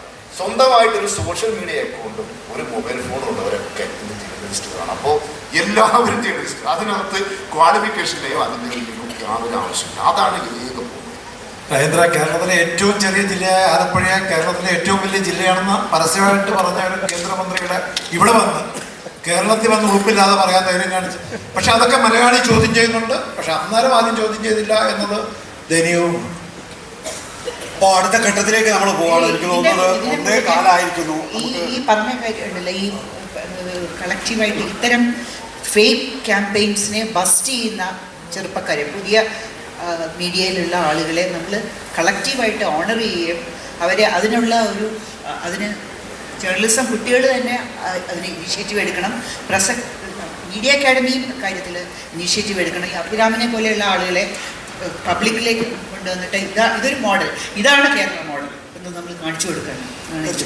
നോക്കൂ, നമ്മൾ അവസാന ഘട്ടത്തിലേക്ക് പോവുകയാണ്. ഇപ്പോൾ മുതിർന്ന മാധ്യമ പ്രവർത്തകൻ ഭാഷാഭൂഷണിയുടെ മുൻ എഡിറ്റർ KC നാരായണൻ കൂടിയിട്ട് ഞാൻ ഈ ചോദ്യം ശ്രീ KC നാരായണനോട് ചോദിക്കുകയാണ്. കേരള സ്റ്റോറി എന്നത് ഉണ്ടോ? മാധ്യമങ്ങൾക്ക് അങ്ങനെ ഒരു കേരള സ്റ്റോറി, അങ്ങനെ ഒരു ആഖ്യാനം സൃഷ്ടിക്കുന്നതിൽ മാധ്യമങ്ങൾക്ക് കഴിഞ്ഞിട്ടുണ്ടോ സാർ? ഉണ്ട് എന്നും ഇല്ല എന്നും രണ്ടും പറയാം. അതായത് കേരളത്തെപ്പറ്റി ഒരു പ്രത്യേക ചിത്രം കേരളം അവതരിപ്പിക്കുന്നുണ്ട്. അത് ഏറ്റവും അധികം ലോക്കലായിട്ടുള്ള ഒരു ചിത്രം. അതായത് ഞാൻ ഒരു നെഗറ്റീവായ ഉദാഹരണം പറയാം. കേരളത്തിൽ ഇരുന്ന് കേരളത്തിലെ പത്രങ്ങൾ മാത്രം വായിച്ചാൽ ഒരു അഖിലേന്ത്യാ ചിത്രമോ അഖില ലോക ചിത്രമോ കാണില്ല. നേരെ ഡൽഹിയിൽ ഇരുന്ന് ഞാൻ ഇരുന്ന് വിടുന്നുണ്ട്. ഡൽഹിയിലോ കൽക്കട്ടയിലോ ഇരുന്നിട്ട് ഒരു പേപ്പർ വായിക്കുമ്പോൾ നമുക്ക് ഈ ചിത്രത്തിൻ്റെ ഫോക്കസ് കുറച്ചുകൂടി വ്യത്യാസമാണ്. അപ്പോൾ കേരളത്തിൽ ഇരുന്ന് കേരള സെൻട്രിക്കായി കേരളത്തിനെ പറ്റി ആലോചിച്ച് കേരളത്തിൽ തന്നെ മുഴുകി കേരളത്തിൽ തന്നെ ജീവിക്കുന്ന ഒരു മീഡിയയാണ് കേരള മീഡിയ. ഇതാണ് അപ്പോൾ നമുക്ക് അതിൻ്റെ ഉള്ളിലിരിക്കുമ്പോൾ ഈ സ്റ്റോറിയും ഈ കാര്യങ്ങളൊക്കെ വളരെ ഗംഭീരമായിട്ട് നമുക്ക് അവനവനെ ബൂസ്റ്റ് ചെയ്യാനും ഒക്കെ കഴിയും. പക്ഷേ ലോകത്തിൻ്റെ പൊതുവിലുള്ള പശ്ചാത്തലത്തിൽ വെച്ച് നോക്കുമ്പോൾ ഇതിന് അത്ര പ്രാധാന്യമുണ്ട് എന്ന് വരില്ല. അപ്പം ഞാൻ പറയുന്നത് ഈ കേരള സ്റ്റോറി എന്ന് പറയുന്നത് ഒരു എക്സാജറേറ്റഡ് ബബിൾ അല്ലേ എന്നുള്ള സംശയവും പുറത്തു നിന്ന് നോക്കുമ്പോൾ ഉണ്ടാവുന്നു. അതിന് ബോധപൂർവമായ ശ്രമമുണ്ടോ? ബോധപൂർവമല്ല. എല്ലാവരും ഇപ്പോൾ ഒരു സംഗതി നടക്കുന്നത് എല്ലാവരും കൂടി നീക്കിയിട്ട് ഒരു സാധനം മുന്നോട്ട് പോകാം. ഇതിലെല്ലാവരുടെയും കോൺട്രിബ്യൂഷൻ, എല്ലാവരുടെയും അബോധത്തിൻ്റെ കോൺട്രിബ്യൂഷൻ, എല്ലാവരുടെയും ചെറിയ ചെറിയ വിരലുകൾ ഒപ്പം തൊട്ടിട്ടാണ് ഈ സാധനം മൂവിയാണ്. അങ്ങനെയാണ് പോകുന്നത്. എല്ലാവരുടെയും ബോധത്തിനും അബോധത്തിനും ഈ കേരളത്തിനെ പറ്റി ഉദാഹരണം ഞാൻ പണ്ട് പറഞ്ഞായിരുന്നു. ഈ കേരളം ഒരു ഫാൾസ് കോൺഷ്യസ്നെസ്സിലാണ് ജീവിക്കുന്നത്. കേരളമാണ് സെൻട്രൽ, ബാക്കി നമ്മൾ ഇൻസുലേറ്റഡാണ്. ഇതുപോലെ കേരളത്തിന് വെളിയിലേക്ക് കാലൊന്ന് വെച്ച് കഴിഞ്ഞാൽ അറിയാം കേരളത്തിന് പുറത്തുള്ള നാട് എത്ര വ്യത്യസ്തമാണ്. പക്ഷെ ആരും അത് ചെയ്യാറില്ല. കേരളത്തിൽ ഇന്ത്യയുടെ യാഥാർത്ഥ്യം എന്നുള്ള മട്ടിൽ ഉള്ള ഒരു ഫാൾസ് കോൺഷ്യസ്നസ് അനവധി കാലമായിട്ട് കേരളത്തിലുണ്ടായിരുന്നു. ഇപ്പോൾ ആളുകൾ പുറത്തേക്ക് പോവുകയും ഇതല്ല യാഥാർത്ഥ്യം എന്ന് മനസ്സിലാക്കുകയും ചെയ്തപ്പോഴാണ് ആ നുണ പൊളിഞ്ഞത്. ഒരു കാലഘട്ടത്തിൽ നമ്മൾ വലിയ പട്ടിണി പാവങ്ങളുടെ നാടായിരുന്നു അല്ലേ? നമ്മൾ സാമൂഹ്യമായി, നമ്മൾ സാമ്പത്തികമായി, നമ്മൾ വിദ്യാഭ്യാസപരമായി ഒക്കെ കുറച്ചുകൂടി മുന്നോട്ട് പോയിട്ടില്ലേ? തീർച്ചയായിട്ടും. അപ്പോൾ ഞാൻ ഈ 1952 ഒന്നാമത്തെ ജനറൽ ഇലക്ഷൻ നടന്ന കൊല്ലം ജനിച്ച ഒരാളാണ്. ഇപ്പോൾ 75 കൊല്ലം എത്രയായി, 2025 ഈ ഘട്ടത്തിലെ എല്ലാ ദശകങ്ങളിലെയും ഒരു ദൃക്സാക്ഷിയാണ്. ഈ 1980 വരെയും കേരളത്തിൽ അതിദരിദ്രരായ ആളുകൾ സുലഭമായിരുന്നു. അതിദരിദ്രരായിരുന്നു ഒരുപാട് ആളുകൾ. ഞാൻ 60കളിൽ എടുക്കുകയാണെങ്കിൽ, ഞാൻ 60കളിലാണ് SLC ഒക്കെ പഠിക്കുന്നത്. അന്ന് എൻ്റെ ക്ലാസ്സിൽ 3 നേരം ഊണ് കഴിക്കുന്നവരായിട്ട് ഒരു 8 ആളോ 10 ആളോ മാത്രമേ ഉണ്ടായിരുന്നു. ഒരു സദ്യ ഉണ്ടായപ്പോൾ ഞങ്ങളുടെയൊക്കെ വീട്ടിൽ ചെറിയ ജന്മിഗ്രഹമാണ്. അവിടെയൊക്കെ സദ്യ ഉണ്ടായി കഴിഞ്ഞിട്ടുണ്ടെങ്കിൽ അത് കഴിക്കാനായിട്ട് ഈ സർവാണി സദ്യ എന്ന് പറയും. ഒന്നും കഴിക്കാത്ത ആളുകൾ എന്തെങ്കിലും ഒരു ദിവസം കഴിക്കാനോ ഭക്ഷണം കഴിക്കാനോ വെച്ച് ക്യൂ നിൽക്കുമായിരുന്നു. അങ്ങനെ ദൃശ്യം 80കളായി 90കളായപ്പോഴേക്ക് കംപ്ലീറ്റ് ആയിട്ട് അപ്രത്യക്ഷമായി. ഈ ഒരു സംഗതി ഈ ഗൾഫ് പണം അങ്ങനെ ഒരുപാട് ഘടകങ്ങളുണ്ട്. ഈ ഒരു മാറ്റമാണ് ഇന്ന് ആളുകൾ ഊണ് കഴിക്കുന്നത്, ഭക്ഷണം കഴിക്കുന്നത്. ഇതാണ് കേരളത്തിൽ നിന്ന് ഏറ്റവും പ്രധാനമായിട്ട് വളരെ വലിയ പ്രധാനമായിട്ട് മാറ്റം. ഈ മാറ്റം 97.3 ഒക്കെ ആയിട്ടിപ്പോൾ ഭക്ഷണം കഴിക്കുന്ന ആളുകൾ ആദിവാസികളോ അങ്ങനെയൊക്കെയുള്ള കുറച്ച് ആളുകൾ മാത്രമാണ് മാർജിനലൈസ്ഡ്, അതിൻ്റെയും പുറത്ത് നിൽക്കുന്നത്. അപ്പം ഈ ഒരു മാറ്റം, യഥാർത്ഥ മാറ്റം കേരളത്തിൽ ഉണ്ടായിട്ടുണ്ട്. നല്ല കൂലി, ഒരു വീട്ടിൽ 3 ആൾ പണിക്ക് പോയിട്ടുണ്ടെങ്കിൽ 3000 രൂപ കിട്ടും. അങ്ങനെ ഒരു അവസ്ഥ കേരളത്തിൽ വന്നു എന്നുള്ള ചില്ലറ കാര്യമില്ല. ഇതാണ് കേരളത്തിൻ്റെ ഈ ഭൗതികമായ അഭിവൃദ്ധിയാണ് കേരളത്തിൻ്റെ ബേസ്.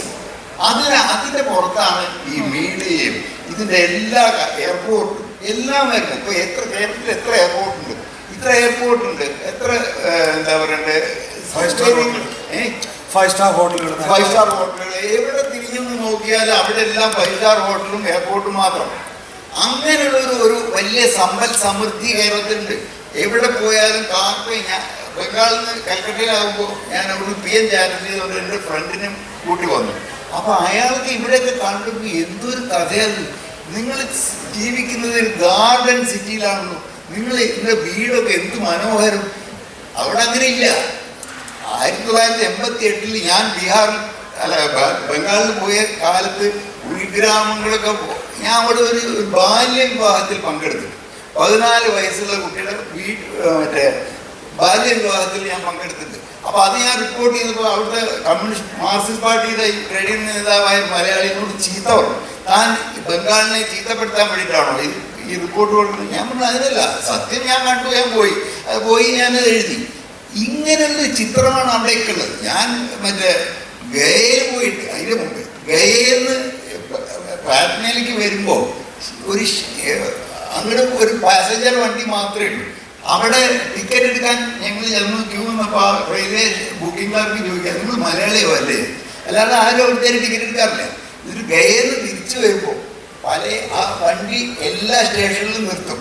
കാരണം എന്താ വെച്ചാൽ ഈ മറ്റേ പാല് കയറ്റാനും ഇറക്കാനും കർഷകർക്ക് ആവശ്യമുണ്ട്, ഇടയ്ക്ക് നിർത്തണം.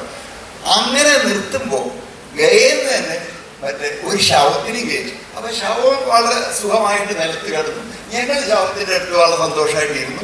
ഗയ 4 മണിക്കൂറാണ് അവിടെ എത്തി. അവർ ഗയ എത്തിയപ്പോൾ ഈ ശവത്തിനെ അഴിച്ചു അങ്ങോട്ട് കൊണ്ടുപോവുകയും ചെയ്തു. കാരണം അവർക്ക് ഒരു മൃതദേഹം ഗംഗയിൽ കൊണ്ടുപോയി ദഹിപ്പിക്കുക എന്നുള്ളത് ഏറ്റവും വലിയ പുണ്യകർമ്മം. അതിന് ടാക്സി കൂലിയോ വണ്ടിക്കൂലിയോ ഒന്നുമില്ല. അതെന്താ ചെയ്യുക, നമ്മൾ തീവണ്ടിയിട്ട് അതിൽ കയറും. എല്ലാവരും എല്ലാവരുടെ കൂടെ ഇല്ല, ശവവും വെജിറ്റമ്മയും പാലും എല്ലാം അതിൽ തന്നെ പോകും. ഇതാണ് 2 അറ്റം. ഈ കേരളത്തിൽ ഞാൻ പോയി അവിടെ എത്തുമ്പോൾ അറ്റം കാണുന്നത് ഇങ്ങനെ. ഈ വ്യത്യാസം എന്ന് പറയുന്നത് ഇപ്പം അതില്ലായിരിക്കാം. പക്ഷെ കേരളത്തിലെ വ്യത്യാസം വന്നതിൽ ഭയങ്കരമായിട്ടുള്ള വ്യത്യാസം തന്നെയാണ്. കേരളം അതിൽ നമുക്ക് അഭിമാനിക്കാം. എല്ലാവരും ഭക്ഷണം കഴിക്കുന്നു. ഇതാണ് കേരളത്തിൽ നിന്നും മോഡലിൻ്റെ വ്യത്യാസം. സർ, എനിക്കൊരു സംശയമുണ്ട്. നമ്മളിപ്പോൾ കേരളം സോഷ്യൽ ഇൻഡസ്ട്രീസിൽ ഈ തരത്തിലൊക്കെ മുന്നേറി എന്ന് പറയും. നമ്മൾ ഇപ്പോൾ കാണുന്നത് ഒരു പക്ഷേ ഏറ്റവും കൂടുതൽ വിഷ്വൽ മീഡിയയിൽ ഇങ്ങനത്തെ വാർത്തകൾ കൈകാര്യം ചെയ്യുന്ന ഒരാളെന്ന നിലയ്ക്ക് കുറ്റകൃത്യങ്ങൾ വർദ്ധിക്കുന്ന നിരക്ക്, അല്ലെങ്കിൽ സ്ത്രീധനം പോലെ നമ്മൾ എത്രയോ കാലം മുമ്പ് നിരോധിച്ചു അതിൻ്റെ പേരിൽ ഇപ്പോഴും പെൺകുട്ടികൾ മരിച്ചുകൊണ്ടിരിക്കുന്നത്, അന്ധവിശ്വാസങ്ങൾ. ഒപ്പം ഇതിൻ്റെ ഒക്കെ ഒരു സൈഡിൽ മയക്കുമരുന്നിൻ്റെ ഒരു നെറ്റ്വർക്ക് നമ്മുടെ ഈ ഇരിക്കുന്ന കുഞ്ഞുങ്ങളുടെ ഇടയിലൊക്കെ, അല്ലെങ്കിൽ അതിലും ചെറിയ കുഞ്ഞുങ്ങൾക്കിടയിൽ എത്തിയിട്ടുള്ളത്. അപ്പം നമ്മൾ നേരത്തെ പറഞ്ഞ ഈ ഫോൾസ് ബബിളിൽ എല്ലാം സുന്ദരമാണെന്ന് നമ്മൾ പറഞ്ഞ് അഭിരമിച്ചിരിക്കുന്ന നേരം ഈ റിയാലിറ്റിയെ എത്ര കണ്ട് അഡ്രസ്സ് ചെയ്യാൻ ഇവിടുത്തെ ഗവൺമെൻറ്, നമ്മൾ ശരിയാണ് കേരള മോഡൽ ഗംഭീരമാണ്, കേരള ബ്രാൻഡ് എന്ന് പറയുന്നത് നമ്മുടെയൊക്കെ ഒരു അഭിമാനമാണ്. പക്ഷേ ഇതിൻ്റെ ഉള്ളിൽ ഇത്തരം ഡാർക്ക് സ്പോട്സിനെ നമ്മൾ കണ്ടില്ലെന്ന് നടിച്ച് മറ്റേതാണ് ഗംഭീരമെന്ന് പറഞ്ഞുകൊണ്ടിരിക്കുന്നത് ഒരു യാഥാർത്ഥ്യത്തിന് നിരക്കുന്നതാണ്. അറ്റ്ലീസ്റ്റ് നമ്മളെപ്പോലുള്ള മാധ്യമ പ്രവർത്തകർ അതിനെക്കുറിച്ച് സംസാരിക്കണ്ടേ? ഈ പറഞ്ഞതിൽ വലിയ സത്യവും മിഥ്യയുണ്ട് അതിനകത്ത്. കാരണം നമ്മൾ പോവർട്ടി തുടച്ചു നീക്കി, അതിദാരിദ്ര്യം തുടച്ചു നീക്കി എന്ന് പറയുമ്പോൾ ഈ എക്കണോമിക്സിൻ്റെ ടേംസിൽ പോവർട്ടി എന്ന് പറയുന്നത് രണ്ട് തരമുണ്ട്. അബ്സല്യൂട്ട് പോവർട്ടി, റിലേറ്റീവ് പോവർട്ടി അങ്ങനെ രണ്ട് സംഗതികളുണ്ട്.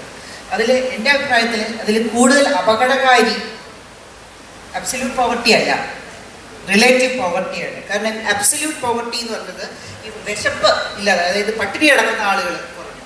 നമ്മുടെ ഇപ്പോൾ കേരളത്തിൽ 0.1%, 0.5% മാത്രമേ ഉള്ളൂ ഈ പോവർട്ടി ലൈനിന് താഴെ ഉള്ളൂ. ആ കാര്യത്തിൽ കേരളം മറ്റുള്ള രാജ്യങ്ങൾക്ക് മറ്റുള്ള സ്റ്റേറ്റുകൾക്ക് മോഡലാണ്.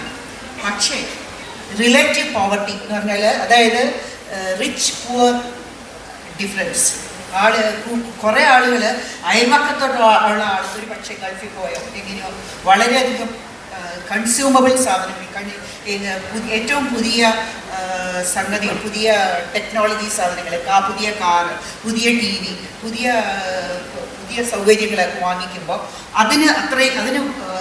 അതിന് സാധ്യതയില്ലാത്ത അയൽ വീട്ടിലെ കുഞ്ഞുങ്ങൾ അതിനുവേണ്ടി മുറവിളി കൂട്ടുകയും അവിടുത്തെ ഗ്രഹനാഥൻ അല്ലെങ്കിൽ ഗ്രഹനാഥ കടം കയറി അതിനുവേണ്ടി കൂടുതൽ കടം വീഴുകയും അത് താങ്ങാനാവുമ്പോൾ അതിൻ്റെ ഫ്രസ്ട്രേഷനിൽ അടുത്ത തലമുറ ചിലപ്പോൾ വിചാരിക്കുന്നത് കിട്ടാതിരിക്കുമ്പോൾ അവർ മയക്കുമരുന്നുകളിലേക്ക് ആശ്രയിക്കുകയും ഒക്കെ ചെയ്യുന്ന അതുണ്ടാകുന്നത് ഈ റിലേറ്റീവ് പോവർട്ടി എന്നൊരു സംഗതിയാണ് ഏറ്റവും ഡേഞ്ചറസ്. അത് അതിന് അളക്കാനും സാധനമുണ്ട്, ഗിനി കോഎഫിഷ്യൻറ്റ് എന്നൊരു സംഗതി വെച്ചാണ്. അപ്പോൾ ഇന്ത്യയിൽ ഏറ്റവും കൂടുതൽ ഗിനി കോഎഫിഷ്യൻ്റ് ഉള്ളത് കേരളത്തിലാണ്. അത് പക്ഷേ നമ്മൾ വേണ്ടത്ര നമ്മുടെ പ്ലാനേഴ്സ് മാറി വരുന്ന പ്ലാനിങ് ബോർഡുകളും ഒന്നും ആ ഇഷ്യൂവിനെ, കാരണം അതത്ര ഒരു വിസിബിൾ അല്ലാത്ത സാധനമായതുകൊണ്ട് ആ ഇഷ്യൂവിനെ അഡ്രസ്സ് ചെയ്യുന്നില്ല. കാരണം ഈ അന്തരം, കാരണം നമ്മുടെ ഒരു ആസ്പിറേഷൻ ലെവൽ ഭയങ്കരമായിട്ട് കൂടുക, പക്ഷെ അതനുസരിച്ചുള്ള വരുമാനം ഇല്ലാത്ത ഒരാൾ തീരെ പൈസ ഇല്ലാത്ത പിച്ചക്കാരനായിട്ടുള്ള ആളല്ല ആത്മഹത്യ ചെയ്യുന്നത്. അടുത്ത വീട്ടിലെ ആളുടെ അത്രയും നമുക്ക് വാങ്ങിക്കാനാവാത്ത ആളാണ് ആത്മഹത്യ ചെയ്യുന്നത്, കൂടുതൽ വാങ്ങിച്ച് കടം മേടിച്ച് ചെയ്യുന്നത്. ഈ ഇഷ്യൂസ്, മാനസിക പ്രശ്നങ്ങൾ, ഇതെല്ലാം ഉണ്ടാകുന്നത് അതിന് ഒരു കാരണം ഈ റിലേറ്റീവ് പോവർട്ടിയാണ്. അതിലേക്ക് നമ്മുടെ ആസൂത്രണം കുറച്ചുകൂടി ഫോക്കസ്ഡ് ആയിട്ട് ചിന്തിക്കേണ്ടതുണ്ട്. ജോർജ് കല്ലുവയലിനോടും കൂടി നമ്മൾ അവസാനിപ്പിക്കുകയാണ്. നോക്കൂ, ഇതിനകത്ത് നേരത്തെ കേസ് ചൂണ്ടിക്കാണിച്ച ചില വിഷയങ്ങളുണ്ടല്ലോ. അതായത് ഇപ്പോഴും വളരെ പ്രാചീനമായ രാജ്യത്ത് നിന്നുകൊണ്ട് നമ്മൾ എങ്ങനെയാണ് ഈ നിലയിൽ സ്വാഭാവികമായും പ്രവാസം അടക്കമുള്ള കാര്യങ്ങൾ കേസുകാരാണ് ചൂണ്ടിക്കാണിക്കുകയും ചെയ്യുന്നത്. പക്ഷെ അതൊരു ബ്രാൻഡിങ് അല്ലല്ലോ രാജേന്ദ്രൻ ചോദിച്ചത്. നമ്മളെ സംബന്ധിച്ചിടത്തോളം പണം പെട്ടെന്ന് കൈവന്നു, നമ്മൾ അതിൻ്റെ ഒരു പൊലിമ കാണിക്കുന്നു എന്നതിനപ്പുറത്തേക്ക് നമുക്കൊരു സൊസൈറ്റി എന്നുള്ള നിലയിൽ നമ്മൾ ഉയർന്ന നിലവാരം പുലർത്തുന്നുണ്ടോ എന്നുള്ളതാണ് വിഷയം. അതിനകത്ത് ആരോഗ്യ സൂചികകളൊക്കെ വളരെ പ്രധാനപ്പെട്ടതാണ്. ഇപ്പം നിപ്പ വന്നാലും അല്ലെങ്കിൽ ഇപ്പോൾ മസ്തിഷ്ക ജ്വരം വന്നാലും കേരളമാണ് ആദ്യത്തെ സാമ്പിളായി എടുക്കുന്നത്. അതെന്തുകൊണ്ടാണ്? നമ്മുടെ ടെസ്റ്റിംഗ് സംവിധാനം ഉള്ളതുകൊണ്ടാണെന്ന് സംസ്ഥാനം അവകാശപ്പെടുമ്പോൾ പോലും യഥാർത്ഥത്തിൽ നമ്മൾ ആ നിലയിലുള്ള വളരെ ശുദ്ധിയുള്ള സംസ്കാരമുള്ള ഒരു സമൂഹമായി മാറിയിട്ടുണ്ട്. അതിൻ്റെ ഇതിൻ്റെ ഒരു വിഷയം എന്നാൽ കേരളം എല്ലാം തിരിഞ്ഞൊരു സംസ്ഥാനമാണ്. ഈ കേരള മോഡലിന് ഏറ്റവും കൂടുതൽ ഇപ്പം ഞാനൊക്കെ ഏറ്റവും കൂടുതൽ പറയുന്നത് വെച്ചാൽ കേരളത്തെ അങ്ങേയറ്റം അവഹേളിക്കുകയും അവഗണിക്കുകയും ചെയ്യുന്നതാണ്. ഞാൻ ഒറ്റ ഉദാഹരണം പറയുന്നത്, കഴിഞ്ഞ ആഴ്ചയിലാണ് നമ്മുടെ കൊച്ചിയിൽ അവിടുത്തെ ഈ ചേരി നിവാസികളായിട്ടുള്ള ആൾക്കാർ, കേരളത്തിൽ വളരെ കുറച്ച് ചേരികൾ ഏറ്റവും കുറഞ്ഞ സംസ്ഥാനം, നമ്മുടെ സമ്പൂർണ്ണമായിട്ട് ചേരികളെ നിർമ്മാണം ചെയ്തുകൊണ്ടിരിക്കുകയാണ്. അവിടുത്തെ ഒരു ചേരി നിവാസികൾക്ക് വേണ്ടി 2 വലിയ ഫ്ലാറ്റുകൾ, നല്ല നിലവാരമുള്ള ഫ്ലാറ്റുകൾ. ആ ഫ്ലാറ്റുകൾ കൊടുത്തതിൻ്റെ അടുത്ത ദിവസം രാജീവ് ചന്ദ്രശേഖരൻ എന്ന BJP സംസ്ഥാനത്ത് ഒരു പോസ്റ്റ് ഇടുകയാണ്. അതായത് കൊച്ചിയിലെ 2 ഫ്ലാറ്റുകൾ നിർമ്മിച്ചു നൽകിയ പ്രധാനമന്ത്രി നരേന്ദ്രമോദിക്ക് അഭിപ്രായം. അതാണ് സ്മാർട്ട് സിറ്റി എന്നാണ് സംഗതി. ഇതിൻ്റെ അവസരം എന്താ വെച്ചാൽ സ്മാർട്ട് സിറ്റി എന്നത് ശരിയാണ്, ഒരു കേന്ദ്രാവിഷ്കൃത പദ്ധതിയാണ്. അപ്പോൾ അതിനകത്ത് 2 ഫ്ലാറ്റ്, ഒരു ഫ്ലാറ്റ് പൂർണ്ണമായിട്ട് കോർപ്പറേഷൻ, മറ്റേ ഫ്ലാറ്റിൽ 50% കേന്ദ്ര സർക്കാർ വെച്ചിട്ടുണ്ട്, 30% സംസ്ഥാന സർക്കാർ, പിന്നെ ഇവരും കോർപ്പറേഷൻ. അപ്പോൾ ഇതിൻ്റെ ഒരു വിഷയം എന്താ വെച്ചാൽ കേന്ദ്രത്തിൻ്റെ പദ്ധതിയാണ്, നരേന്ദ്രമോദിയുടെ പദ്ധതിയാണെന്നാണ് പറയുന്നത്. ഇവിടെ വിഷയം എന്താ വെച്ചാൽ ഈ ഡൽഹി എന്ന് പറയുന്ന സ്ഥലത്ത് നരേന്ദ്രമോദിയുടെ വീട്ടിൽ നിന്ന് 100 മീറ്റർ അപ്പുറത്ത് അവിടെ നിർമ്മിച്ച ചേരികളാണ്. മുംബൈ നഗരത്തിലെ 10% ചേരികളാണ്. ഡൽഹിയിൽ ആം ആദ്മി സർക്കാർ അധികാരത്തിൽ വന്നതിന് ശേഷം ചെയ്തെന്ന് പറഞ്ഞ പദ്ധതി നടപ്പിലാക്കി. അപ്പോൾ അവിടെ പുതിയ വീടുകൾ ഉണ്ടാക്കി. ആ വീടുകൾ കണ്ട് തീപ്പെട്ടിക്കൂടുകൾ കേരളം ഇങ്ങനെയാണ്. ഒന്ന് ഊതിക്കഴിഞ്ഞാൽ ഒരു ശക്തമായ ഒരു കാറ്റ് തന്നെയപ്പോൾ പടപടി പറഞ്ഞ് കുളിർത്താണ്. അപ്പൊ ഇതിന്റെ വിഷയം ഇതാണ്. ഇതിനെ കേരളത്തെ അങ്ങോട്ട് അവഹേളിക്കുന്നു, കേരളത്തെ അങ്ങോട്ട് തകർക്കുന്നു. അതിനുവേണ്ടിയുള്ള ആസൂത്രിതമായ ശ്രമം നടക്കുന്ന സമയത്ത് അതിനുള്ള പ്രതിരോധമായിട്ടാണ് നമ്മുടെ നേട്ടങ്ങൾ പറഞ്ഞു. ഇത്രയും നേട്ടങ്ങളുണ്ട്. നിങ്ങൾ ആലോചിക്കുക, കേരളം ഒരു കാർഷിക സംസ്ഥാനമല്ല, കേരളം നെല്ലിനെ ആശ്രയിച്ച് ജീവിക്കുന്ന സംസ്ഥാനമല്ല. പക്ഷേ നെല്ലിന് ഏറ്റവും ഉയർന്ന താങ്ങൂരുള്ള സംസ്ഥാനം കേരളമാണ്. ആ കേരളത്തിന് പക്ഷെ 1200 കോടിയാണ് കേന്ദ്ര സർക്കാർ, 1200 കോടി ഏറ്റവും. എന്നിട്ട് എന്താ ചെയ്യുന്ന സർക്കാർ? ബാങ്കുകളെ കൊണ്ട് കൺസോർഷ്യം ഉണ്ടാക്കി അതൊന്ന് വായ്പ എടുത്ത് കൊടുക്കുന്നു. വേറെ എവിടെയെങ്കിലും ഇന്ത്യയിൽ എവിടെയെങ്കിലും ഇങ്ങനൊരു സംവിധാനമുണ്ടോ? റബ്ബറിന് കേന്ദ്രമന്ത്രി ജോർജ് കുര്യൻ പറഞ്ഞതാണ്, റബ്ബറിന് തറവിലുള്ള ഏക സംസ്ഥാനമാണ് കേരളം. തറവിലുള്ള ഏക സംസ്ഥാനമാണ് കേരളം. അപ്പൊ ഇതിങ്ങോട്ട് അമ്മാതിരി അവഗണനയും അവഹേളനവും നടക്കുന്ന സമയത്ത് അതിനെ പ്രതിരോധിക്കാനുള്ള വേറെ മാർഗമില്ല. പിന്നെ അതുപോലെ ശ്രീജ പറഞ്ഞ് വളരെ പ്രധാനപ്പെട്ട കാര്യമാണ്, പ്രത്യേകിച്ച് അന്ധവിശ്വാസങ്ങൾ വലിയ വിഷയമാണ്, ഒരു സംശയം വേണ്ട. പക്ഷേ അവിടെ എന്താണ് മീഡിയയുടെ റോള്? കുറച്ചു കാലം മുമ്പ് ശബരിമലയിൽ യുവതീ പ്രവേശനം എന്ന വിഷയം വന്ന സമയത്ത് ആർത്തവം അശുദ്ധമാണോ എന്ന ചോദ്യം വന്നപ്പോൾ കേരളത്തിലെ 90% മാധ്യമങ്ങളും ആർത്തവം അശുദ്ധമാണ് എന്ന നിലപാടിനൊപ്പമായിരുന്നു. അതിലേക്കാണ് നേരെ തിരിച്ച് എത്രയും ഇപ്പൊ സരിത അറിയില്ല, അതിക്രൂരമായിട്ട് അവർക്ക് മർദ്ദനം കിട്ടി. അവർ കുറെ കാലം കിടപ്പിലായിരുന്നു. ഒരു വനിതാ മാധ്യമ പ്രവർത്തക അവരുടെ ഗുണ്ടാസംഘങ്ങൾ ശബരിമലയിൽ അവർ റിപ്പോർട്ട് ചെയ്യാൻ പോയതാണ്. ഇപ്പോഴും അതിന്റെ ആരോഗ്യ പ്രശ്നങ്ങൾ അവർക്ക് മാറിയിട്ടില്ല. അപ്പൊ ഇത്തരം അന്ധവിശ്വാസങ്ങൾ, ശബരിമലയിലെ മകരവിളക്ക് നിങ്ങളൊന്ന് ശ്രദ്ധിച്ചാൽ മതി, മകരജ്യോതി തെളിഞ്ഞു എന്നായിരിക്കും ഒരു മാധ്യമം ഒഴിച്ച് ബാക്കി എല്ലാ മാധ്യമങ്ങളും മകരജ്യോതി തെളിഞ്ഞു. മകരജ്യോതി തെളിക്കുകയാണ്, അത് കൊടുക്കില്ല. അപ്പൊ ഈ അന്ധവിശ്വാസങ്ങളിലൊക്കെ സ്ത്രീധനം ശരിയാണ്, പക്ഷെ സ്ത്രീധനത്തിനെതിരെ നമ്മുടെ എത്ര മാധ്യമങ്ങൾ അതിനകത്ത് ബോധവൽക്കരണ വാർത്തകളും ഇത് സ്വയം വിമർശനപരമാണ് കേട്ടോ, സ്വയം വിമർശനപരം കൂടിയാണ്. അപ്പോൾ ഇത് അത്തരം വിഷയങ്ങളുണ്ട്. പക്ഷെ അതിനകത്ത് മീഡിയയ്ക്കും ഒരു കാര്യമായ റോളുണ്ട്. മീഡിയയ്ക്കും ഇത് അന്ധവിശ്വാസങ്ങളെല്ലാം ജ്യോതിഷബന്ധമില്ലാത്ത എത്ര പത്രങ്ങളുണ്ട് ജ്യോതിഷബന്ധം ഇല്ലാത്തത്. അപ്പോൾ അതുകൊണ്ട് മീഡിയയ്ക്കും ഇതിനകത്ത് കാര്യമായ റോളുണ്ട്, അതിന് യാതൊരു സംശയമില്ല. പക്ഷേ പറഞ്ഞതുപോലെ അന്ധവിശ്വാസങ്ങളും അതുപോലെ ലഹരി, ക്രിമിനൽ കുറ്റകൃത്യങ്ങൾ അതെല്ലാം ഒരു വിഷയമാണ്. ജോർജ്, നമ്മുടെ മുതിർന്ന മാധ്യമപ്രവർത്തകനായ സുഹൃത്ത് KC നാരായണനും ശ്രീജ ശ്യാമും നമ്മുടെ ഇപ്പോൾ രാജേന്ദ്രനും എൻ്റെ പ്രിയ സുഹൃത്ത് നികേഷ് കുമാറും ഒക്കെ സൂചിപ്പിച്ച കാര്യങ്ങൾ വളരെ വളരെ പ്രധാനപ്പെട്ടതാണ്. നമ്മൾ പൊതുസമൂഹത്തിൽ കേരളം വളരെ പോസിറ്റീവാണ്, തീർച്ചയായിട്ടും വലിയ നേട്ടങ്ങൾ നേടിയിട്ടുണ്ട്. അപ്പോൾ നമ്മൾ കാണേണ്ടതായ ചില പുഴുക്കുത്തുകളോ പോരായ്മകളോ തെറ്റുകളോ കുറ്റങ്ങളോ ഒത്തിരിയുണ്ട്. പ്രത്യേകിച്ച് ഞാൻ മയക്കുമരുന്നുകളുടെ ഉപയോഗം വലിയൊരു പ്രശ്നം തന്നെയാണ്, അത് കൂടി വരുന്നുണ്ട്. അതിനേക്കാൾ ഏറെ ഞാൻ കാണുന്നത് ഈ സ്ത്രീധനമടക്കമുള്ള ഈ തിന്മകൾ, അന്ധവിശ്വാസങ്ങൾ വലിയ തോതിൽ ഇപ്പോഴും നിലനിൽക്കുന്നു. ഞാൻ ഡൽഹിയിലൊക്കെ നിൽക്കുന്നവർക്ക് സ്ത്രീധനത്തെക്കുറിച്ച് ആലോചിക്കാൻ പറ്റുന്നില്ല. എൻ്റെ മക്കളടക്കമുള്ളവരൊക്കെ സ്ത്രീധനം ഇപ്പോഴും ഉണ്ട് എന്ന് കേൾക്കുമ്പോൾ തന്നെ ഓരോ കല്യാണാലോചനകൾ വരുമ്പോൾ അവർക്കതിനെക്കുറിച്ച് എത്രയോ കേരളത്തെക്കുറിച്ച് അങ്ങേയറ്റത്തെ മോശമായ അഭിപ്രായമാണ്. കാരണം ഇതിവിടെ ഉണ്ട്. ഈ യാഥാർത്ഥ്യങ്ങളെ നമ്മൾ വെല്ലുവിളിക്കേണ്ടതുണ്ട്, കൂട്ടായി നിന്ന് അത് എങ്ങനെ ചെയ്യേണ്ടതുണ്ട്. പ്രധാനപ്പെട്ട ഒരു വിഷയമാണ് ഈ ഉയർത്തിക്കൊണ്ട് വരുന്നത്, തെറ്റായ ഒരു ഫോൾസ് നറേറ്റീവ് ക്രിയേറ്റ് ചെയ്യുക, അത് കേരളത്തെക്കുറിച്ച് മോശമായിട്ട് പറയുക. അപ്പോഴൊക്കെ നമ്മൾ കാണേണ്ട ഒരു കാര്യം, കേരളത്തിന് ഈ തിന്മകളെയൊക്കെ മറികടക്കാനുള്ള ഒരു ശേഷി കൂടി ഉണ്ട്. ഞാനതിനെ വളരെ പ്രതീക്ഷയോടുകൂടി പോസിറ്റീവ്, കാരണം ഞാൻ നോർത്ത് ഇന്ത്യയിലെ എല്ലാ ഗ്രാമങ്ങളും വടക്കിഴക്ക് മുതൽ മിക്കവാറും എല്ലാ ജില്ലകളിലൂടെയും വളരെയേറെ ദിവസങ്ങൾ സഞ്ചരിച്ചിട്ടുണ്ട്. അവിടെയൊക്കെ കാണുന്ന തിന്മകൾ അന്ധവിശ്വാസങ്ങളുമായൊക്കെ തട്ടിച്ചു നോക്കുമ്പോൾ നമ്മൾ ഇപ്പോഴും, പക്ഷെ ഇവിടെ വളരെ മുന്നിലാണ്.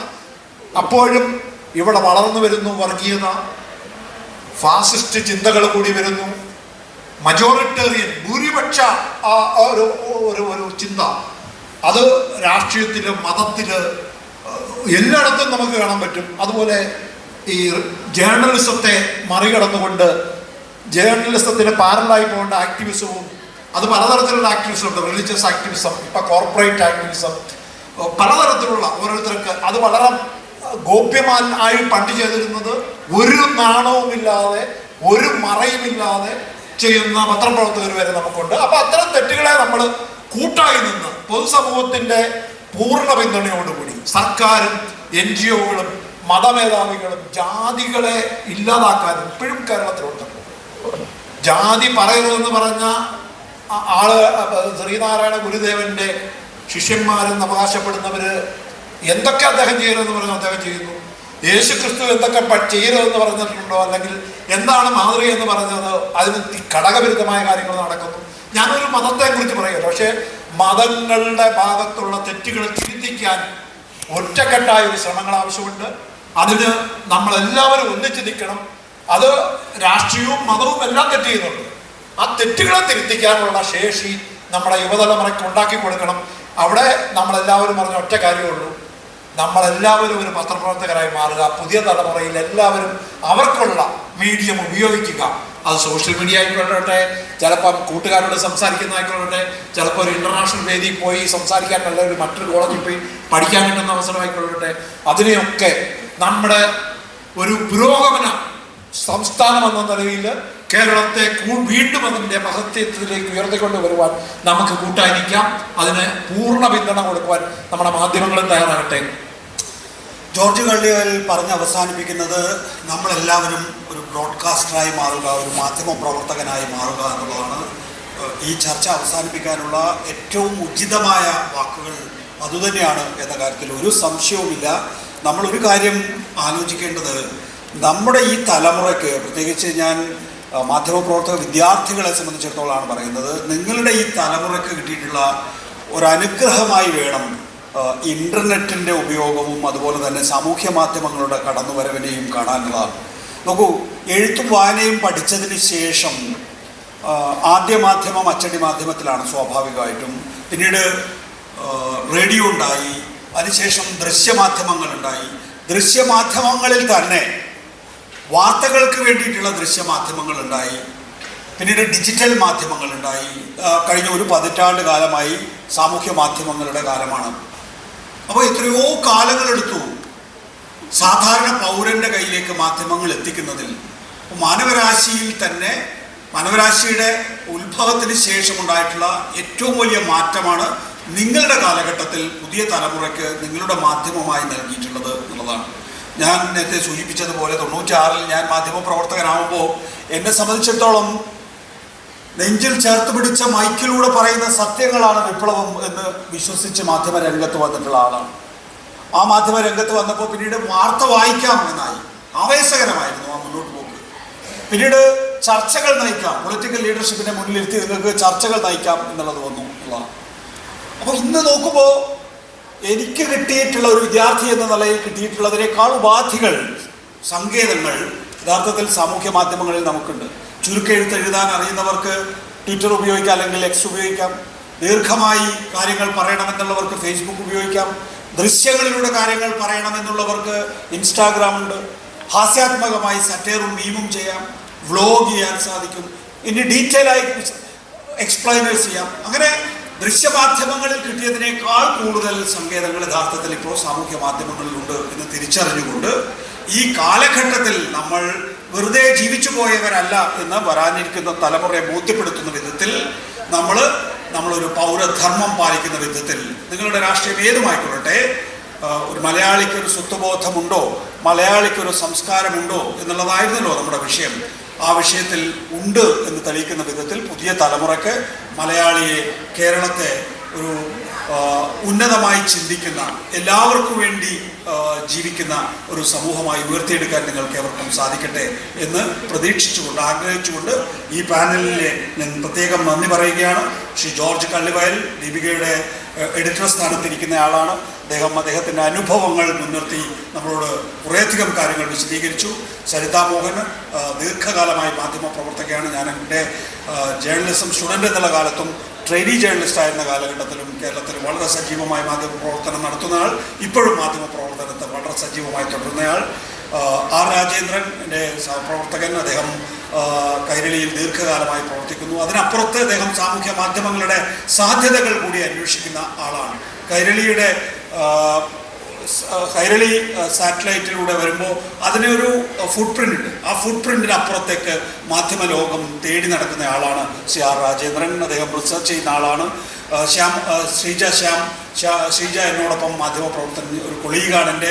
അവരെ സംബന്ധിച്ചിടത്തോളം ദീർഘകാലമായ വ്യത്യസ്ത മേഖലകളിൽ ഒരു ആങ്കർ എന്നുള്ള നിലയിൽ ഒരു വാർത്താലേഖിക എന്നുള്ള നിലയിൽ വ്യത്യസ്ത തലങ്ങളിൽ പ്രവർത്തിച്ച് ഇതിനകം തന്നെ കേരളത്തിലെ ശ്രദ്ധേയമായ മാധ്യമ മുഖങ്ങളിൽ ഒന്നായി മാറുകയും ചെയ്തിരിക്കുന്നു. ഇവരുടെ ഒപ്പം ഇരിക്കാൻ കഴിഞ്ഞതിൽ ഞാനും ഭാഗ്യവാനാണ്. അതോടൊപ്പം തന്നെ പ്രസ് അക്കാദമി നേരത്തെ ജോർജ് ചൂണ്ടിക്കാണിച്ചതുപോലെ തന്നെ ലോകത്തുണ്ടാവുമായിരിക്കും, പക്ഷേ ഇന്ത്യയിൽ ഉണ്ടാകില്ല എന്ന് നമുക്ക് ഉറപ്പിക്കാം. ഈ കേരളത്തിലെ പ്രസ് അക്കാദമിയാണ് ഇത്തരം സംവാദങ്ങൾ സംഘടിപ്പിക്കുന്നത് വ്യത്യസ്ത വിഷയങ്ങളിൽ. അതിന് കേരള പ്രസ് അക്കാദമിയെയും അതിൻ്റെ ചുമതലക്കാരനായിട്ടുള്ള ശ്രീ RS ബാബുവിനെയും അഭിനന്ദിക്കുന്നു. ഈ പാനലിലെ എല്ലാവർക്കും വേണ്ടി ഞാൻ നിങ്ങളെല്ലാവരും നന്ദി രേഖപ്പെടുത്തുന്നു. And thank you for watching.